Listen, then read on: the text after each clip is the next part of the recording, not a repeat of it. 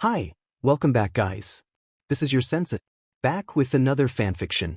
This is the first part of What If Female Naruto Was Tactical Genius? Now before starting, please give this video a like and subscribe to the channel if you want more videos like this. Now let's get into the fanfic. The chaos of babies is a choir that overwhelms the mind. Uzumaki Nori could tell you a few things about babies. They were loud, they couldn't communicate, and their very life depended on the kindness of strangers. However, since they do not have a developed mind of their own yet, they do not realize that they rely on basic instinct. Nori did not have that commodity. Her mind, it seemed, hasn't reset for her previous life. Back then she hadn't really thought much about it, just that it would be a nice perk not to have to relearn math and basic things like that, since she figured, from the broken fragments she received, that the language was not her native one. But that seemed like a minor issue, as language can be learned through exposure. The only thing she really remembered was that her birth had been a hectic one. But after a few weeks, once her vision had been finally clear enough to see, she could have screamed, but instead only small sobs escaped her tiny lips. The masked man-woman? To this day she doesn't know, disappeared as quickly as they appeared. It took Nori a few seconds to calm before her mind started to work in overdrive. It was only a mask, but what it triggered in her brain was a series of motion pictures that all unraveled at once. The only thing on her mind, this can't be happening. Now, to spare you the details, we will move forward 3 years and observe Nori's development. For the past 3 years, Nori grew up in an orphanage. She had learned her name fairly quickly, if only for her superior mind trapped in a yet-to-be-developed body. It hadn't been as bad as she expected, once she figured out what her role was, that is. The orphanage staff mostly ignored her, but didn't neglect her. They had tried a few times, but quickly came around. She guessed it had something to do with her masked guardian angel. Nevertheless, she finally managed to figure it out, but only after a visit from a certain old man known as the Sandaime Hokage. She had successfully replaced Uzumaki Naruto. Now, she had her own little theory that she learned about from a beloved character in a TV series. What if there was an infinitive number of universes? Going by that logic, in one such universe, Naruto could have been a girl, in the other he could have been less reckless, in the third smarter. You get the picture. Still, that didn't explain her knowledge of a universe where this was fiction. But, again, infinite number of universes could mean that all fictional universes could exist as well. And what a fascinating idea that was. The possibilities were endless. But she was stuck here in this body. This was, for all she knew, her only chance at a more interesting life.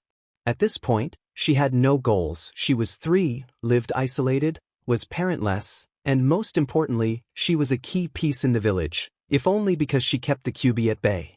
She only vaguely remembered the manga. She had taken a dislike to the main protagonist, whose only good points were his dumb luck and the Kyuubi's healing power. That was her sentiment and she was sticking with it. Not that the brat didn't have good qualities.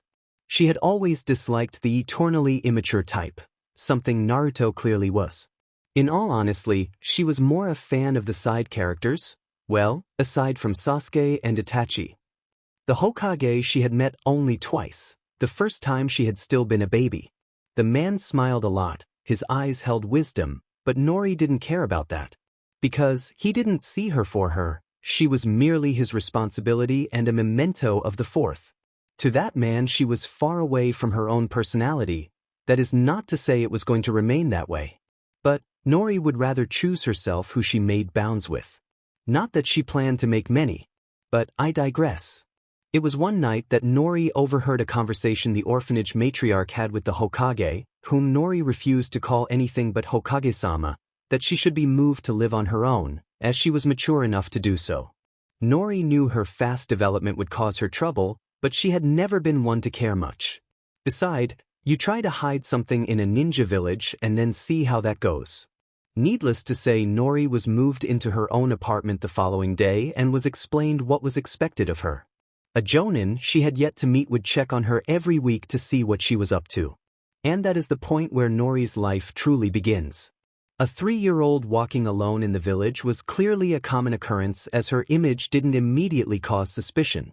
She walked carefully, kept her head down, causing a few stray strands of dark red hair to fall into her eyes. She kept her hair short and slicked back, but for some reason it would always become spiky in the back. Needless to say, she was not amused, but was too aloof to care and try to solve the problem. Hence why her hairstyle resembled Sasuke's, only with no bangs. Her eyes were clearly Minato's, because as far as she remembered Kushina had purple ones. Her hands were in the pockets of the hand-me-down pants she had received in the orphanage, blue in color, her shirt red with short sleeves. Standard ninja sandals adorned her feet. Something Nori learned quickly. Children were strongly encouraged to become shinobi from a young age, so playing ninja in the orphanage backyard was a common occurrence. Nori didn't have much of a choice. If she was to survive, she would have to become a shinobi, whether she liked it or not. On her exploration, Nori passed the local park, the sound of children's laughter and screams penetrating her ears. She looked up, her bright blue eyes scanning over the crowd. At first nobody even noticed her, but sudden whispers filled the area, then the familiar tension she had experienced in the orphanage crept in. "Oi, you!" a boy shouted, approximately her age. He was grinning, showing off his missing teeth. Before Nori could say anything, a woman voice shrieked, "Kenichi!" The boy turned towards whom Nori assumed was his mother. The girl ignored the rest of the events as she continued on her path. Her goal had been to explore the village, not make friends with children. She didn't know what happened after she left, and neither did she care. The wind was blowing softly, making the summer day more bearable. Nori soon found herself in the middle of a field. She blinked a few times. Clearly she must have spaced out for a second. Before she could even register her surrounding, a voice broke through her thoughts. A very loud voice. For 998, for 999, 5,000.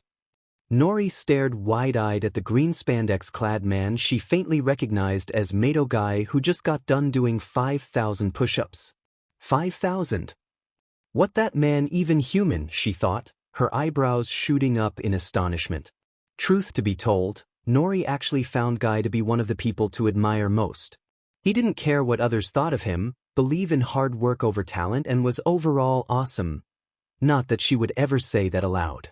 Guy, having finally finished his exercises, stood up, dusting of his bodysuit before he scanned his surroundings, his eyes landing on a red-haired, wide-eyed child. His eyebrows shot up as he examined her. Peculiar hair. "Oi, youthful little girl, and who might you be? Did you come to admire Konoha's sublime green beast of prey?" he asked, flashing his pearly white teeth. Nori blinked a few times, getting over the shock before frowning. She suddenly wished her teeth were so white. I mean, who wouldn't? Quickly collecting herself, she bent down in a bow, having been taught social etiquette at the orphanage. "Hello, Shinobi-san, my name is Uzumaki Nori. I didn't mean to spy. It seems I got lost while wandering around the village." She finished hopping. She used all her words correctly. This was the most she had said aloud to anyone in quite a while.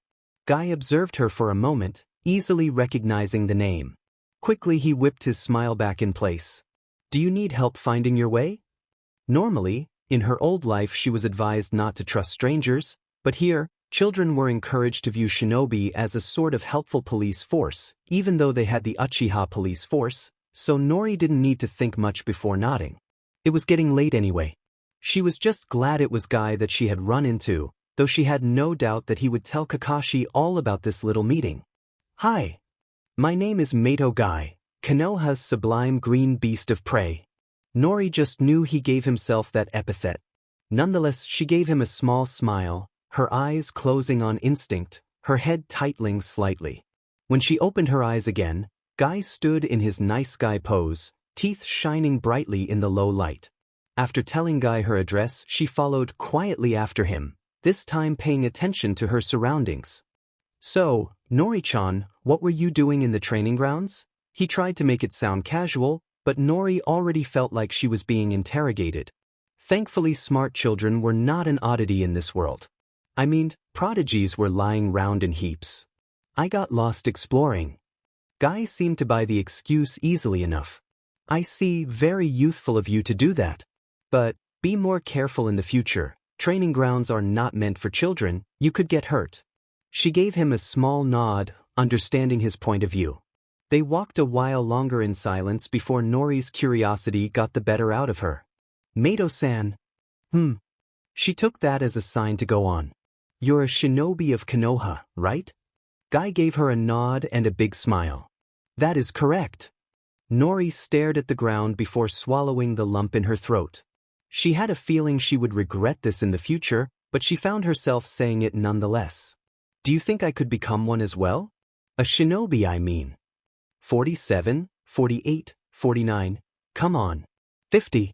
After counting down to the last push-up, Nori fell down on the cool earth, relishing in the fact that she had completed yet another workout.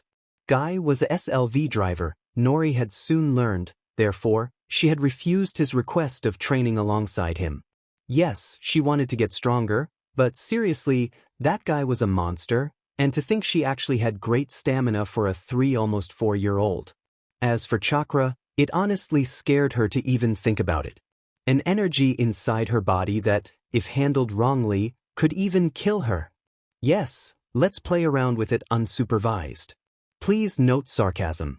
As for her training, Nori only focused on taijutsu. She even begged Guy to show her the standard katas, arguing that clan children were already introduced to them way before they entered the academy. They even had their own clan's fancy ones. She was just happy with the standard. She was not fooled. She knew the only reason Guy was even doing this was because he had probably spoken to the Hokage and they deemed it best not to let her train unsupervised, lest she accidentally set the QB loose. It was better to do so under guidance anyway. Of course, she had to promise Guy she would not play with chakra until academy, not that she planned on it anyway. This resulted in her organizing her life in absolute order. She took a page out of the way Dr. Sheldon Cooper had organized his. Not that hers was that extreme, but some would probably argue that she was a bit of a neat freak for a 3-year-old. She had a steady routine of training, shopping, laundry night. She planned everything for every week, with the occasional adjustment here and there. For her the days stretched on now. She waited for the day she turned 5 and would enter the academy. That is when the real deal would start. That will be the ultimate test of her endurance. She planned to succeed. She will be attending with her peers.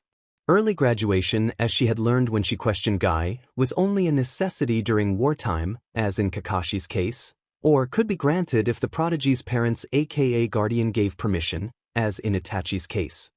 As she did not fall into either of those two categories, she would be graduating with her peers, simple and easy as that, not that she had had any hope of graduating early. Sure, she had the mind of somebody with far more experience, but her body was unprepared, no matter how hard she pushed it, and she had no real talent to speak of. To her, this life seemed purely ironic, and if she ever found who was responsible for her situation, well, let's hope for them that she will not. Today was Thursday, and as she was done with training in the morning, she had kanji to practice. Nori did find something out. Contrary to popular belief, nobody real dared to throw her out of shops. People were more scared of her than they actually hated her. Well, those who lost many people that night probably hated her, but fear for their own lives overruled that. In the market, people generally stayed out of her way. The vendors were too nervous most of the time to even say anything to her, and she made it a point to purchase the things she needed quickly so that she could leave in the soonest possible time.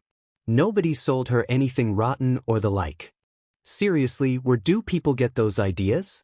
She always thought Naruto was simply a young boy who lived alone. Ergo, he did not know how to take care of himself. Result, he did not know how to cook. End result, the cheapest option for him was ramen. Nori knew enough about cooking to keep herself relatively well-fed. The library was another place she visited often in order to get better at writing. She practiced every day and spent at least an hour a day in the library copying new kanji so she could practice at home. She didn't bother hiding her intellect, nobody questioned her on it either. I mean, Kakashi graduated at 5. She wasn't even that special in comparison. It was on that Thursday, when she was sitting alone leaned against a tree near the park, that she heard the sound of children screaming and somebody crying. She honestly didn't want to move. In fact, she just knew that that was a bad idea.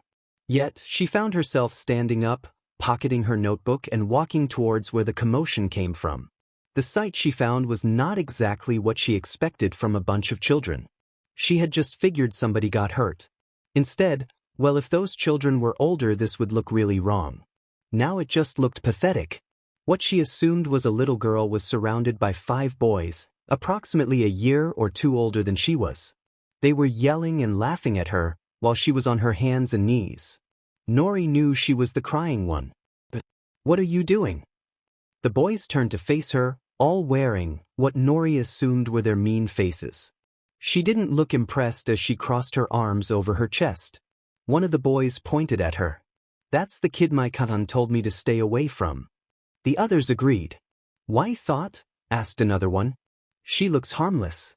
Oi, kid, who do you think you are? Who do you think you are? She asked back, her posture never changing. The boys' faces grew angrier. Get her! One of them yelled as the other 4 agreed. They all came charging at her. Nori acted fast. She runs slipping past them, grabbed the little girl, who in the meantime had stood up and started running for it. She was suddenly glad Guy had included many laps into his training regime for her. It was quite a while later, after passing through many alleyways and streets, that they finally managed to shake them off. Nori deduced they must have grown bored or they run out of breath. When she was finally sure they were not followed anymore, she released the girl's hand and turned to inspect the damage. She was surprised when she found herself staring into a pair of clear, pupil-less lavender eyes. Nori's mind blanked for a second. She did not know what to say anymore as the eyes of the Hyuga girl stared holes through her. For a long while nobody spoke. Then, the girl seemed to finally find some courage within her. Arigato, she stuttered out, bowing clumsily. Nori blinked a few times, stunned. Ah, you're welcome. My name is Uzumaki Nori, she introduced herself, bowing politely. The girl blushed before returning the bow, introducing herself. I'm Hyuga H. Hinata. Nori fought against a sigh. Of course, she had to be Hinata. She couldn't have met just a nice branch member or somebody else, completely irrelevant to the plot, whom she could ignore afterwards. It had to be Hinata. Pleasure to meet you, Hyuga-san. Always be formal towards the clans, it was necessary, Nori learned quickly. Hinata blushed again, her gaze falling to the floor. Neither of them knew what to say anymore. Ano Uzumaki-san dash. Just Nori is fine. While she didn't mind addressing others with honorifics, she didn't like to be addressed with them either. Hinata stumbled over some incoherent words before finally speaking again. Nori-san, why, Hinata fidgeted, as if not sure what to say next or how to phrase her question. I helped because it was wrong of them to bully you, for whatever reason. Nori shrugged, not seeing the problem. She glanced around. Some people were staring at them. She had better leave quickly, lest somebody from the Hyuga clan thought she was corrupting the heiress. Anyway, Hyuga-san, it was my pleasure to help. But, now I really have to go. With a polite bow, Nori quickly turned and started walking away. Good thing too, as she saw an older Hyuga male stalk over to Hinata, questioning the girl about her well-being. She didn't miss the nasty glance he threw at her. Nori sighed. Another scene successfully avoided. 1 year later. Ah, youthful Nori-chan. It's good to see you in such high spirits in the morning. Guy called to her as he slowed his jogging speed to run alongside her. She gave him a polite smile, but was too out of breath to say anything back. Guy seemed to understand as they lapsed into a comfortable silence. She didn't get why Guy had slowed down to match her to begin with. The man was fast, really fast. He needn't bother to try and match a small child. Finally, when Nori had finished her laps, she slowed to a halt, Guy stopping as well. Nori-chan, it is good that I saw you. The Hokage wanted to talk to you this morning, but you weren't at your apartment. Ah, so that was the reason. Couldn't he have just sent an ANBU? Ah, nobody was supposed to know about them, especially not her, she assumed. But Nori didn't know it, but Guy sometimes wondered whether she spent any time around the Uchihas. Her speech patterns were as strange as theirs were. Nori let Guy walk her over to the Hokage building. He talked on and on about youth and missions and how great it was to serve Konoha. Yeah, right. As if she would ever believe that. When they arrived at the door of the Hokage's office, the man in question was already waiting for them. Guy tactfully excused himself from the scene, but not before shooting Nori a thumb up and a big grin. The girl just gave him a polite nod before turning her attention to the head of the village. "Nori-chan, it is good to see you again." Nori gave him a polite smile and bowed. "It's good to see you as well, Hokanema." The Hokage nodded before mentioning for her to follow him. She soon found herself wandering the streets of Konoha alongside the Hokage until they came up next to a small booth. She read the words on the curtain and nearly cried. "Shirak ramen. Of course he had to bring her here." She followed without complaint as they seated themselves and the Hokage politely ordered. The man, whose name escaped her, really, she did not know his name nor did she care, smiled at her and asked her what she would like. Was a bit taken aback by the smile. After a while, she was used to everyone but Guy and the Hokage to glare at her or ignore her existence. She fidgeted in her seat unsure of what to order, her eyes soon falling to the Hokage. "I have never had ramen before." It was true enough. The diet in the orphanage was mostly all tofu and she didn't like noodles much from her old life. "How about you just try something?" he suggested. Nori scanned the menu before nodding. "Show you." The man gave her a smile before going to get their orders. As he was doing so, the Hokage took this opportunity to turn to her and talk. "Nori-chan, as you know, you will be starting the academy soon." Nori nodded, watching from the corner of her eyes as Ichiraka-man prepared her ramen. "Yes." The Hokage smiled. "Are you excited?" Nori shrugged. She wasn't as excited as she was worried, but nonetheless she said, "I'm not sure." The Hokage frowned.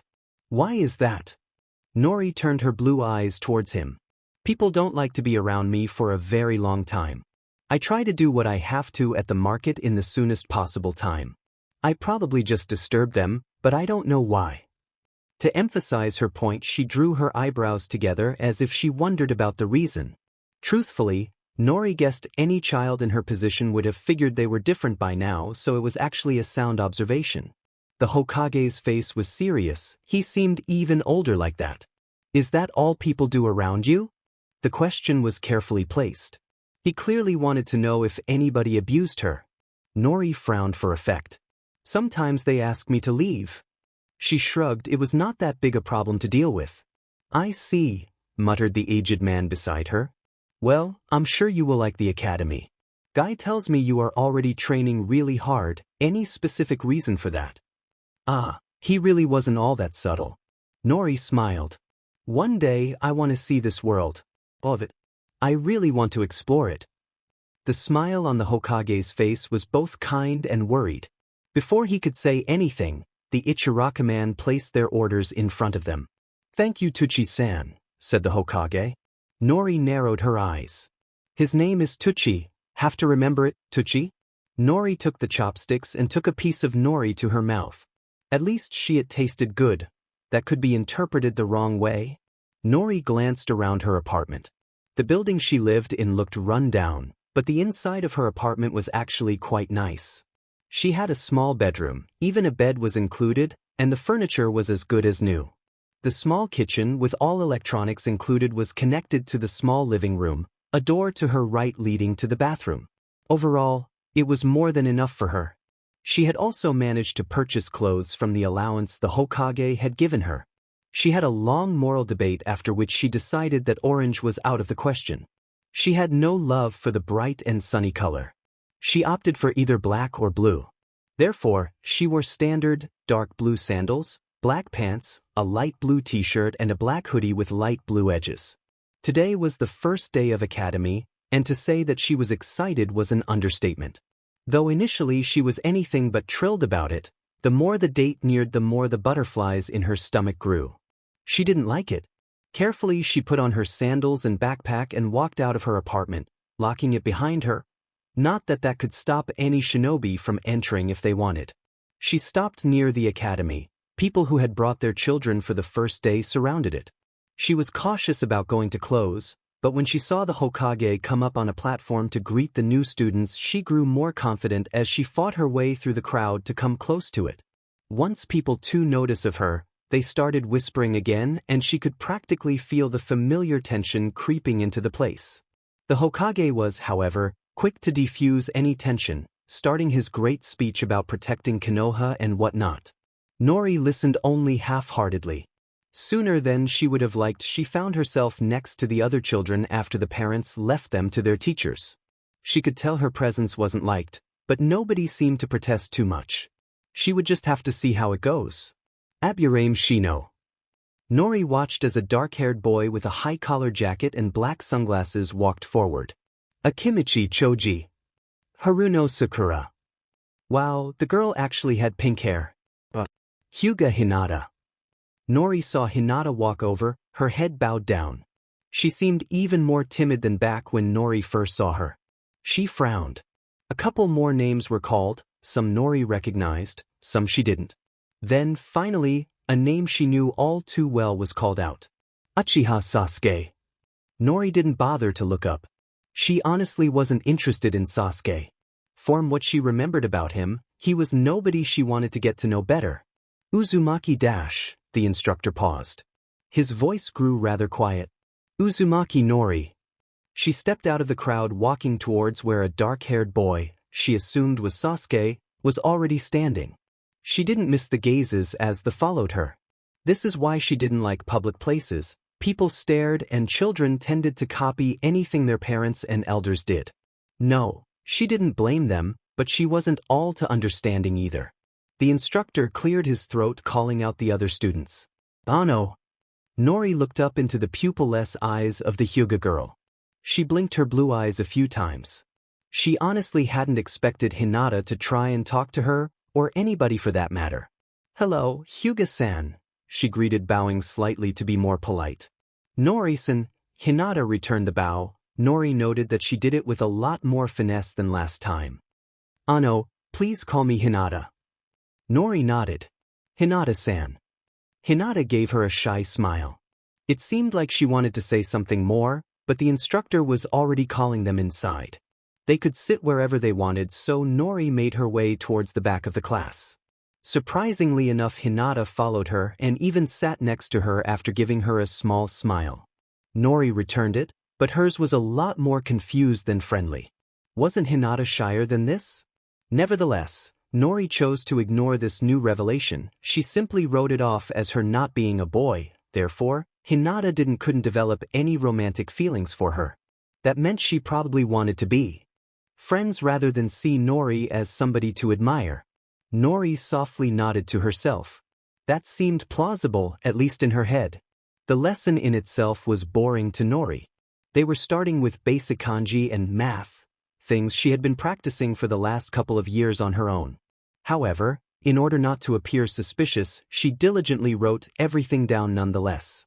Hinata, as she saw from the corner of her eyes, was doing the same, though she assumed Hyuga would have taught her most of it as well beforehand. Lessons were from 8 to 10, after which they had an hour break. Then they would have something along the lines of physical education, but, only for ninjas in training. Then they were free to go. When the lesson finally finished, Nori packed away her notebook into her backpack before putting it on her back and walking out to join the other children. Not that she planned to play with them. She noticed Hinata following her but didn't comment. She found a picnic bench away from the other chattering students and sat on it, pulling out her small packed lunch. Hinata sat across from her doing the same. Itadakimasu, she muttered quietly before taking a bit of rice to her mouth. She heard Hinata mumble the same before she started to eat as well. The two lapsed into silence. The only sound they heard was their own chewing and the chattering of the other students away from them. After classes had ended, Nori walked out of the academy, witnessing as parents and/or siblings came to pick up the other children. Something tugged at her heart, but she chose to ignore it. Just as she was about to leave, somebody called out her name. She turned around. Gai-san. Nori-chan. How was your first day? I assume it was most youthful. She blinked at him. She really hadn't expected anybody to come. She had lived alone for nearly 2 years now. The way Guy was smiling at her produced strange feelings in her heart. Her eyes were wide and her mouth slightly parted. Nori-chan? Guy asked, slightly concerned when the little girl in front of him remained silent. Why, yes. Guy didn't know how to react, but clearly he being here had caused some kind of reaction for her. She seemed so happy and he swore he saw tears building up in the corner of her eyes. "Come on, let's celebrate," he said enthusiastically while holding a thumb up to her. And as any child her physical age might have done, she agreed with a nod and a large smile. She hadn't realized that after years of limited human contact, she had missed the normality of such a thing. It was nice to sit there watching Guy burn his tongue with hot spicy curry, laughing all the while and just talking about mundane stuff. She had never appreciated Mato Guy more. That day, to her he stopped being Mato Guy, the Naruto character, and became Mato Guy, her friend. Nori didn't know what to make of Hinata. It had now been a few days since the start of academy, the week was nearing its end, and as it did so Nori's confusion about the Hyuga girl grew even more. Hinata never spoke to her more than the initial greeting she received from the quiet girl. Then there was the stalking. Initially Nori thought Hinata wouldn't do anything like that, but oh how wrong she was. The first day after academy Hinata wasn't there. So it was completely unexpected when Nori saw her the next day. It was in the evening, right after she had finished her laps for the day and was going towards the training post she usually practiced hits on when she saw the small Hyuga girl peek from behind a tree. After a short moral debate, Nori chose to ignore the girl for now, pretending to haven't seen her. This went on for the next week. But now it was Saturday, which meant no academy. However, Hinata arrived at the training field at precisely 6:15 p.m. Nori refrained from rolling her eyes. Would she seriously stay there again until she was done? It was creepy. But, to be fair, the only reason Nori noticed her in the first place was because of her own paranoia that ANBUs were constantly following her. She had yet to see one. Nori did go over the fact that she could just switch training grounds, but that would be too much of a hassle to deal with. Instead she opted for something she had a feeling she was going to regret. "Hinata-san." The girl jumped, clearly startled. Nori frowned. She had chosen an awful hiding spot way too close to her. Who wouldn't have noticed her? Oh yeah, Naruto wouldn't have. Then again, they would have both been 5 and well. "Ano, Tenorian Higomen," she stuttered out, moving out of her hiding spot, her face completely red. "Why are you apologizing?" Hinata was looking at the ground, fidgeting. Well, whatever. Since you're already here, do you want to train together?" She looked behind her. Hitting the training post does get boring. She trailed of gauging Hinata's reaction. It was immediate. First she was smiling, but then a second later her face fell as she looked to the ground again. "No, I don't think I would be a good training partner." Nori shrugged. "Any training partner is better than none at all." Hinata didn't look fully convinced, but agreed nonetheless. And from that day on, they were sparring partners. Another month passed uneventfully. Expect that Hinata actually started talking to Nori more than just the casual greeting. Their training together wasn't all that successful. Hinata was just too afraid to hit her. Nori was working on the confidence issues, unsuccessfully. Well, she will just have to keep trying. As she had guessed, all the girls in class quickly took to the talented Uchiha boy. And Nori had to admit, Sasuke did have talent, for a kid his age. He was nowhere near Kakashi awesome though. On a side note, the academy has finally moved to Chakra, albeit it was only the theoretical introduction. They were told they would be unlocking it in a month's time. Nori had a good idea that most academy students, well, the clan kids already did. "Ano Nori-chan," at least she stopped stuttering so much around her. The new suffix was also something Nori took note of, but chose to ignore for now. "I was wondering if you wanted to come to dinner at my house." Nori blinked. "What? Triple S?" Hinata twisted her thumbs nervously. "You don't have to. If Father W wanted to meet you." Nori sighed. Of course nothing escaped the Hyuga Hayashi. All right I guess." She drew her eyebrow together. "But it can't be Saturday night." Hinata frowned. "Why not?" "Saturday night is laundry night." Hinata giggled. Nori frowned. "I'm serious." As she was walking out of the academy that rainy afternoon, she frowned at the fact that she would have to go home and fetch her raincoat. There was no way she would miss her laps over a bit of rain. She opened her umbrella, waving to Hinata as the Hyuga male, whose name she learned was Ko, dragged her away. She looked to her side and suddenly wished she hadn't. Sitting there beneath the roof of the academy was none other than Uchiha Sasuke, and to make matters worse, he looked like an abounded kitten.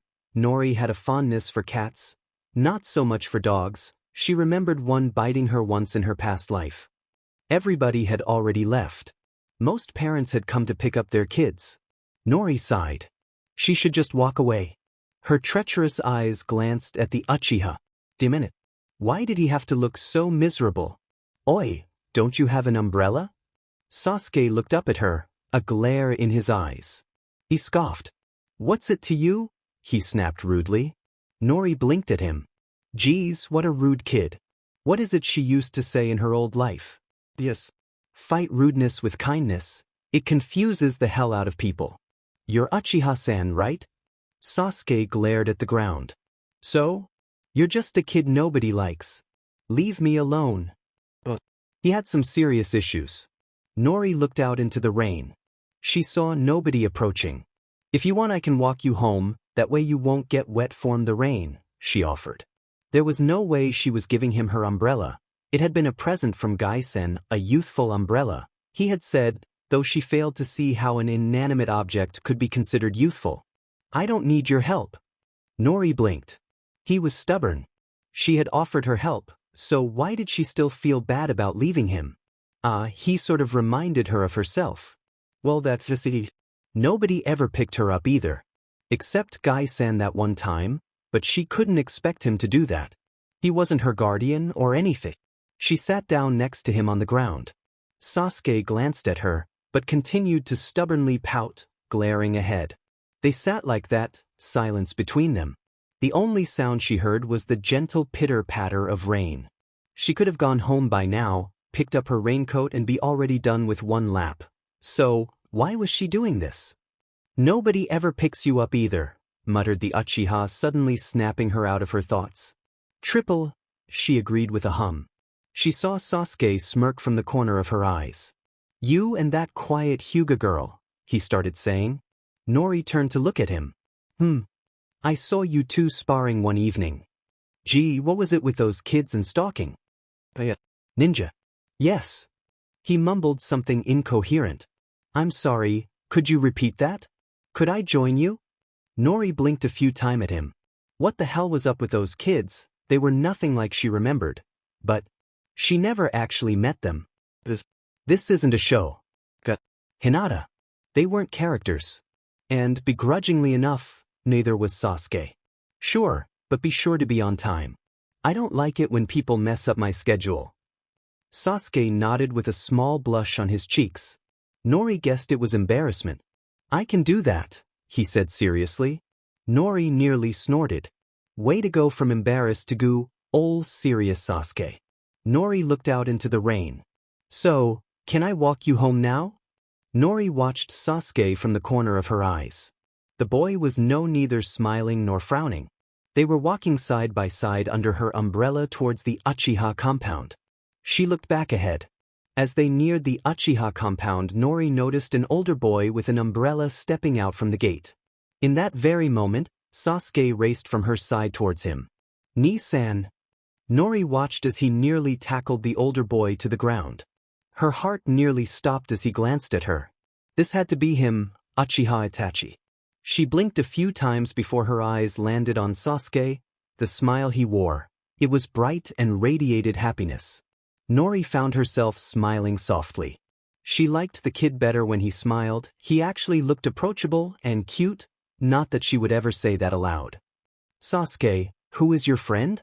She heard the older Uchiha ask.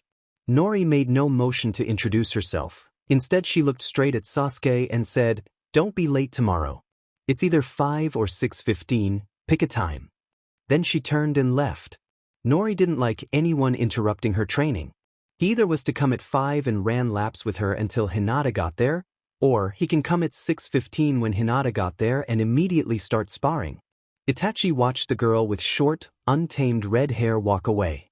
He watched the back of her umbrella, one thought swimming in his head. Was that really the kanji for youth imprinted on the umbrella? Itachi turned back to his little brother who was watching the strange girl walk away as well. Then he poked him on the forehead. Sasuke pouted. Did you deliberately leave your umbrella at home so I come and pick you up? Questioned the older brother. Sasuke looked at the ground. Maybe, he mumbled under his breath. Itachi laughed. Nori walked home, a frown on her face. The way Sasuke was smiling at his brother was imprinted in her mind. She dreaded the future. She really did. It was Saturday. That meant Nori had woken up, run her morning laps, and then practice jumping. Now, don't laugh. Did you ever notice how ninjas could jump high and fast? Nori had yet to learn how to do that. For now, she was just happy if she could land on her feet without breaking a bone. Today Nori was adding a new training plan to fill in the gap from kanji learning. She still had to practice, but significantly less than before, therefore she had a few hours a week to spare, a few hours that were now being spent on target practice with kunai and shuriken. She flicked one of her new kunai at the target. It didn't even reach it before embedding itself in the ground. Nori frowned, but didn't let that discourage her. She walked over, picked it up and tried again. The result was pretty much the same, except this time it flew a little further. Determined to at least hit the target 3 times in a row, Nori continued. That was the way Guy found her a few hours later. Standing in position in front of the target kunai and had a determined look in her blue eyes. She swung the metal projectile and missed the target by a few centimeters. Oi, Nori-chan. You're being most youthful this lovely afternoon. Nori turned to look at Guy, a small smile on her face, her frustration with the kunai nearly forgotten. Guy gave her a big grin in return. She held up the kunai in her hand looking up at Guy. Have you got any advice, Guy-san? Guy smiled and nodded, showing her what she was doing wrong. Then when she did it, afterward the kunai actually managed to hit the target. Nori's grin could have very well lit up the sky. Guy thought she looked more, youthful that way. Whatever that meant. Nori walked over to the target, picking up her scattered kunai along the way. Ano, Guy-san? Yes, Nori-chan? She bent down to pick up a kunai that landed on the ground. Would you mind if... Yes. Would you mind if I called you senpai? Nori froze a bit when she was met with silence. She didn't dare turn around. Perhaps she had gone too far. It wasn't like Guy was all that close to her. They just occasionally met up and... Nori-chan. That cry was all the warning she got before Guy tackled her into a hug. He had tears, of youth, according to him, running down his cheeks in small rivers. How very youthful of you. Of course I will be your senpai. Suddenly he stood up, releasing her from the hug. Now I must run 1,000 laps around Konoha to prove that I can be the best senpai there is. And if I cannot do that, then I will do 10,000 push-ups instead, he announced before dashing off, leaving behind a bewildered and flustered Nori. Later that day, the Hokage received a complaint about a grown man crying loudly and screaming about youth while running around Konoha. That evening Nori started running her usual laps at precisely 5 o'clock. She thought back on Guy's reaction to her calling him senpai now. She was smiling. She had never felt her 1-hour stamina training go by faster. When she was done, she moved onto the training post to practice hits before Hinata and or Sasuke arrived. She was pleasantly surprised when she saw Hinata approaching 5 minutes before her usual time. Hinata-san, she greeted with a polite bow. Hinata bowed back, giving her a small smile. Nori-chan. Ano, Hinata-san. Ha! Hinata looked at her, waiting for Nori to go on. I was wondering about your invitation. Is it a formal event? Hinata gave her a puzzled look. Ha! Nori elaborated. Am I required to wear a yukata? I would like to know beforehand so that I may go and purchase one. Hinata shook her head. No.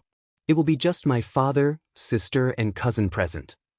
Nori nodded. That made her feel a whole lot better.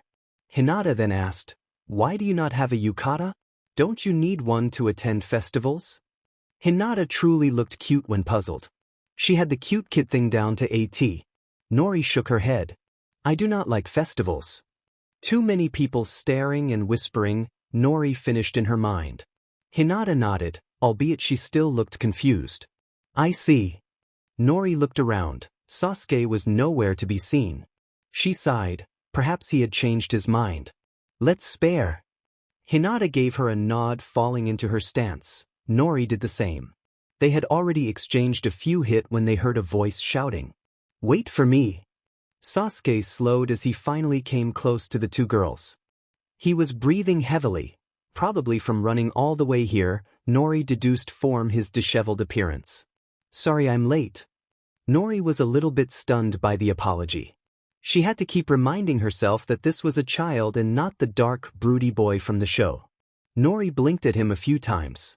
"Don't let it happen again." She glanced at Hinata. "I hope this is all right." He wanted to join. Hinata nodded, smiling politely at Sasuke while falling into a polite bow. "It's a pleasure to officially meet you, Sasuke." Sasuke nodded, returning Hinata's bow. "Likewise." He glanced at Nori. "Ano." Nori looked at him. He was staring at the ground, looking embarrassed. "I never thanked you for yesterday." Blushing, he fell into a bow. "Thank you." Nori blinked again. Sasuke straightened. "So, what are we doing, Nori-san?" Nori glanced between her two friends. "We can just go all three at the same time. It will make it more interesting." And it was only Hinata sort of faded into the background as Sasuke and Nori battled it out. As Nori had thought, Sasuke had a lot more force behind his hits than her. However, she had the advantage of speed. It was interesting to train with someone who wasn't afraid to hit you back. Finally they finished, neither having won. "You're good," Sasuke acknowledged. Nori nodded at him. "You as well." "Ano, Hinata-san?" She turned to the shy girl who was staring at the ground. Was she crying? "Hinata-san." Nori carefully approached her. "I'm sorry." Nori's eyes widened as Hinata tried to bolt away. Thankfully, she was fast enough to catch her. Sasuke was a bit confused and even thought it was his fault she was crying. He hesitantly approached but stayed a bit away from the scene as Nori confronted Hinata. "Hinata-san, are you all right?" Hinata glanced at her through teary lashes. "Jigo Manasai." Nori frowned. "Hinata-san, please stop crying and tell me what's wrong." Hinata sniffed a bit, slowly calming down. "Gomen, I'm really not a good teacher training partner." She looked so defeated. Nori sighed before reaching out and awkwardly petting Hinata's head. There. Sasuke deadpanned. Nori was really awkward with comforting others, he thought. Hinata gave her a watery smile. Nori returned it. She sometimes forgot she was dealing with children. "Ano, why are you so afraid to hit us?" Sasuke asked. Nori looked expectantly at Hinata. Hinata fidgeted and Nori was suddenly afraid she was going to start crying again. She quickly intervened. "Hinata-san, whatever the reason, I will help you overcome it. Even if it takes me years," she announced. And with Hinata she had a feeling it was going to take quite some time to accomplish it, but she would try because Hinata was her friend. Hinata smiled brightly, all sadness forgotten. "Thank you." Sasuke looked determined as he approached the Hyuga. He stretched out his arms so that his chest was exposed. "Hit me," he told Hinata. Nori watched fascinated. Hinata looked bewildered. "Hit me," he repeated with a bit more resolve. "I promise nothing bad will happen." Hinata gently reached out and hit Nori, though she might as well have tapped him on the shoulder. Sasuke frowned, turning to Nori. He nodded. "This might take a while," he agreed. Then he turned to Hinata. "You're weird, but at least you're not like the other girls in class. I will help you too." "Thank you," she exclaimed, a blush dusting her cheeks. Nori smiled. "Please." They were getting along. Nori feared Sasuke might get annoyed with Hinata, in which case she would have ditched Sasuke, because Hinata was her friend. However, it looked like Sasuke was a friend in the making. "Let's continue." The other two nodded. "Hi." When Hinata left after the sparring, Nori turned to Sasuke. "Arigato." Sasuke looked at her, surprised. "Huh." Looking towards where Hinata disappeared, Nori explained, "Not many people would want to help her. We have been sparring for a month now and she is still too afraid to hurt me. The other kids in the academy call her weird behind her back." Nori paused, turning back to look at him. "She is truly just a really kind girl, so thank you for giving her a chance to prove herself." Sasuke was a bit confused with that speech, but nodded nonetheless. "Sure." "Ano." "Huh. Does this mean we are friends now?" Nori shrugged. Friendship isn't something you can just label. It's more like a feeling. It takes time, but we are on a good road to become friends. Nori didn't know whether that was the answer he was looking for, but she wanted to be honest with him. Sasuke nodded. He paused, blushed, and looked at the ground. I really want to be your friend. Yours and Hinata-san's. Nori nodded. Just keep going like this and you will be fine. He smiled slightly. Nori felt her chest burn when the image of a crying Sasuke penetrated her mind. Nori checked her hair one more time, as if it would suddenly magically straighten. She was wearing her best shirt and one of her black pants. She didn't have much money to spend around on nonsense. That's why she was glad when Hinata said she didn't have to wear a yukata. She really didn't have the money for that, especially after buying those kunai. The walk to the Hyuga compound was awfully short. When she got to the gate, 2 guards stopped her. Identify yourself, one said. By the look in the older one's eyes, he had a pretty good idea who she was. Nori blinked at him. I'm Uzumaki Nori. I'm here to see Hinata-san. The other guard, the younger one, nodded. Please follow me. Nori was lead around the compound. From the distance, she could make out the figures of Hinata, another boy approximately her age, and a grown man. As she neared them, Nori grew more and more worried. Logically, she knew she had nothing to fear. Well, actually, when a ninja invites you to their home, logically you should probably fear it. But I digress. Nori-chan. Hinata fell into a small bow. Nori blinked before returning it. Hinata-san, Hyuga-sama and Hyuga-san. Hayashi stared at her with those pupil-less eyes. On Hinata, they looked somewhat cute. On him, they looked terrifying. My name is Uzumaki Nori. It's a pleasure to make your acquaintance. Hayashi nodded at her. Nori-chan. Then he turned and started walking. Hinata mentioned for Nori to follow. No too soon after, she found herself seated around a low table. It was a traditional tatami room, as expected from the Hyuga household. The dinner was awkward at best and well, Hanabi's caretaker whose name Nori learned was Natsu kept glaring daggers at her supply. Niji was rather impassive. His eyes were, Nori recognized his behavior patterns rather quickly. It was something she had done herself in her past life. To see that sort of polite coldness and emotionless facade on a child his age was truly defeating. The awkward dinner got progressively more awkward as Hayashi started asking questions. They were innocent enough. He wanted to know where Nori lived, who her caretaker was and such. In all honesty, she guessed he knew most if not all that already. This was merely for show. After that awkward encounter, Hayashi was the one to walk Nori back to the gate. When the gate was in sight, Hayashi stopped, turning to the girl. Nori-chan, I hope you're aware that Hinata is the heiress of the Hyuga. One day she will lead them. I cannot have her distracted from her training because children want to play ninja. Nori blinked a few times, shocked even though she had expected something like that. Of course, she wasn't about to defend herself by saying they were sparring either.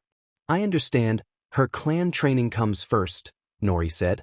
I have no intention of dragging Hinata away from her training. Hayashi kept his stony gaze trained on her. The Hyuga fighting style is unique to this clan and no outsider shall learn it. Hyuga-sama, Hinata-san is my friend. I have no intention of using her that way, or letting others do so. The Hyuga clan is one of the noble clans of Konoha. As a future shinobi, it is also my duty to protect it. I understand your clan has certain customs, ones that I, as an outsider, will probably never understand. But what I do know is that Hinata is my friend, form a noble clan or not. The only thing I care about is her happiness. Hayashi seemed satisfied with that answer, if not mildly impressed. I'm glad we understand each other. Nori gave him a polite bow. Hyuga-sama. He gave her a nod back and watched as she left the compound through the gate. Curious, she is nothing like that woman. He thought, an image of a cheerful red-haired woman in his mind. However, she does share her looks, though her eyes. They were serious for a child, almost too serious. A week has passed since that drama. Hinata, of course, blissfully unaware of the words exchanged between Nori and Hayashi. Her training regime continued as planned, Sasuke joining the each day. Sometimes he made it for the laps, though he couldn't really keep up with Nori. It was a fact that somehow bothered him, but Nori seemed to sense it and explained to him that she had been running for years now and that she was building her body for speed rather than strength. Sasuke's fighting style and clan favored the latter. It was Monday today, and as she was done with academy, Nori found herself walking down the streets towards her apartment. Get the hell away, Akuma. In front of Nori appeared a yellow-eyed cat with pitched black fur, ruffled and tail swishing. Their eyes connected for just a second before the cat dashed away down the alleyway. Nori blinked a few times. The shop owner who was yelling and chasing the cat with a broom scoffed as it disappeared before his eyes turned to Nori. The scoff deepened and she heard him muttered something about 2 demons in one day before he disappeared back into his shop. She shook her head and continued walking. That evening she just got done with her laps when Sasuke was seen coming towards her, only he wasn't alone. Alongside him were none other than Uchiha Itachi and another boy slightly older than Itachi. Sasuke looked half happy, half embarrassed by the situation. The oldest of the boys immediately lapsed into conversation. Hello there. You must be Sasuke-chan's friend. But aren't you cute? Then he turned to Sasuke with a teasing smile. Sasuke-san, you didn't tell me you were friends with such a cute girl. Sasuke turned red before angrily snapping. Shut up, Shisui and I. Nori tensed a bit. The name didn't immediately ring any bells, but it was important. That much she knew. If only she could remember. Shisui turned back to her. My name is Uchiha Shisui and that's Sasuke's older brother, Uchiha Itachi. He smiled a lit, Nori deduced. He sort of reminded her of Guy, if only because he radiated happiness. Nori fell into a bow. My name is Uzumaki Nori, it's a pleasure to meet you. Shisui grinned. Aren't you well behaved? Sasuke, you didn't tell me. Nori tuned him out as he fell into an argument with the youngest Uchiha. Itachi and she sort of found themselves on the sidelines watching. Please forgive him, Itachi apologized for his friend. Nori smiled softly. I like him, he reminds me of Senpai. She made no move to elaborate who her senpai was. Itachi nodded. Finally, after they were done with their argument, Shisui decided to turn back to her. You know, he said, inspecting her hair. Your hair is short and red and spikes around you and those cute 2 whisker marks on your cheeks. You're like a chibi rayon. His face lit up. Rayon-chan. That's your new nickname. Nori blinked at him. Huh. Itachi sighed. Sasuke glared.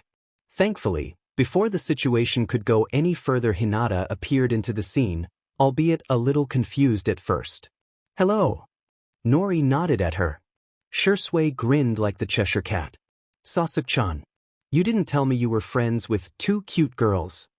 Sasuke looked ready to pounce at him. After that encounter with the Uchiha duo, Nori lapsed back into her routine. Unfortunately, now she seemed too often magically run into Shisui, who took every opportunity to shout out his new nickname for her. Today was Thursday, which meant kunai practice. So Nori made her way towards the training field. She had nearly reached it when she encountered something she probably thought she would never see in her life. A solemn-looking guy sitting in the middle of the training field brooding. Senpai. Guy looked up a bit surprised. He must have let his guard down. My youthful kohai, Nori-chan. I'm sorry, he apologized. Nori blinked at him. I never wanted you to see me being this unyouthful. Nori smiled before sitting down in front of him on the ground. What's bothering you, senpai? It's my eternal rival. He has fallen down a dark path. It is my job to bring him back on the path of youth. And he was crying rivers. Nori blinked repeatedly. Eternal rival? She should have watched the show more thoroughly. It's not something a young girl like you needs to concern herself with. Nori drew her eyebrows together. No, if he has gone down a dark path, then the only thing you could would be to show him the light. He has to walk back out on his own. Guy stared at Nori a bit. Isn't it generally so? If somebody is trapped within a well, then it would be pretty dumb to jump inside and trying to save them. Well, if you weren't a shinobi, that is. Getting trapped with them in the dark won't help them. She smiled a bit.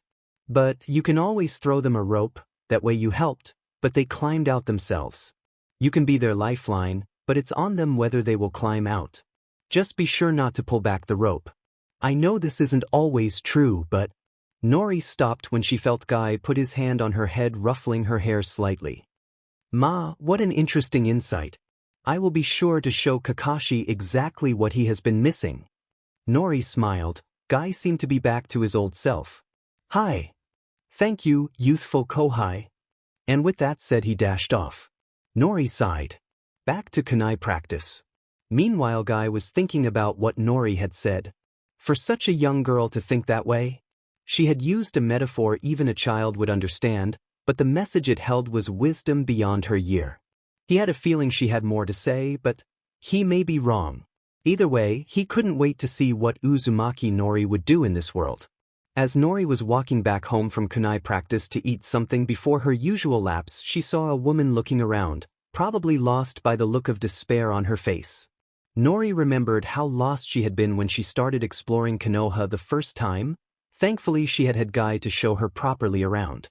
However, if this woman was new to Konoha, then it was best for her that she wasn't seen with Nori. And even if Nori did help, somebody would just tell her to stay away from Nori, and as people are, she would. Sorry. Nori looked up into a pair of glassy green eyes. Huh. Sorry, could you help me out? I'm a little lost. Nori sighed when the whispering started. Sure. The woman gave her a grateful smile. Arigato. The woman gave Nori her address and Nori led the way. The funny part was that the woman's apartment was in her building, just on one of the lower floors. Nori didn't tell her that. Somebody would tell her soon enough. When they reached the building, the woman looked up with wide, childlike eyes. Nori deduced she must have come from one of the smaller villages surrounding Konoha. This building is so high, she said in wonder. This is the place. You should find your way around quickly.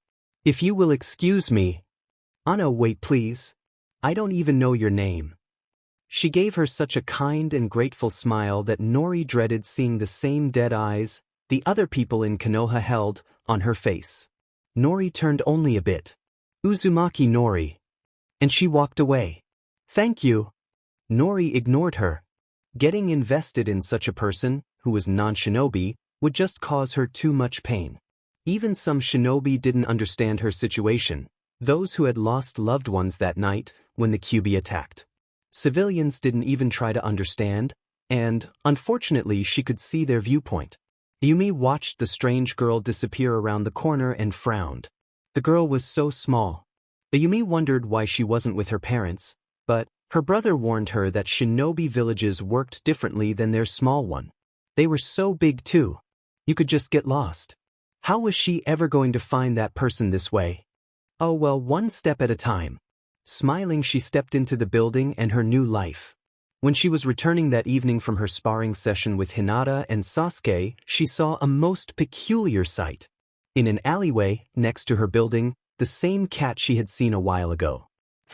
He was surrounded by a bunch of other cats. It seemed like they were about to attack him. Nori did note that he looked absolutely fierce. His yellow eyes aflame. Nori shook her head. It wasn't her business what a bunch of alley cats were doing. Later that evening, it was raining heavily outside. Nori stared out the window. Her memory flashed with an image of Akuma surrounded by the other cats. Her hand twitched a bit before she shook her head. No, this is stupid. She watched as lightning flashed before the sound of thunder could be heard. She scoffed. I'm not going to get a wink of sleep if I don't do this, she declared before getting up, grabbing her raincoat and walking out the door. She walked around the alley, watching out for anything out the order. When she had nearly passed the entire alley with nothing found, she was about to give up when a pain meow filled her ears. She had nearly missed it over the sound of the rain. She turned and her eyes widened. Lying in a pool of blood was a one-eyed Akuma. Akuma stared holes through Nori with his one good eye. The only fuss he could put up while she carried him up to her apartment was the low hissing sound. Nori didn't think he would survive the night as he was. She had cleaned out his wounds the best she could while Akuma watched her with a critical gaze. The cat seemed to be assessing her. She ignored his boring yellow gaze the best she could. You're pretty lonely too, huh? She muttered after a while of them just staring at each other.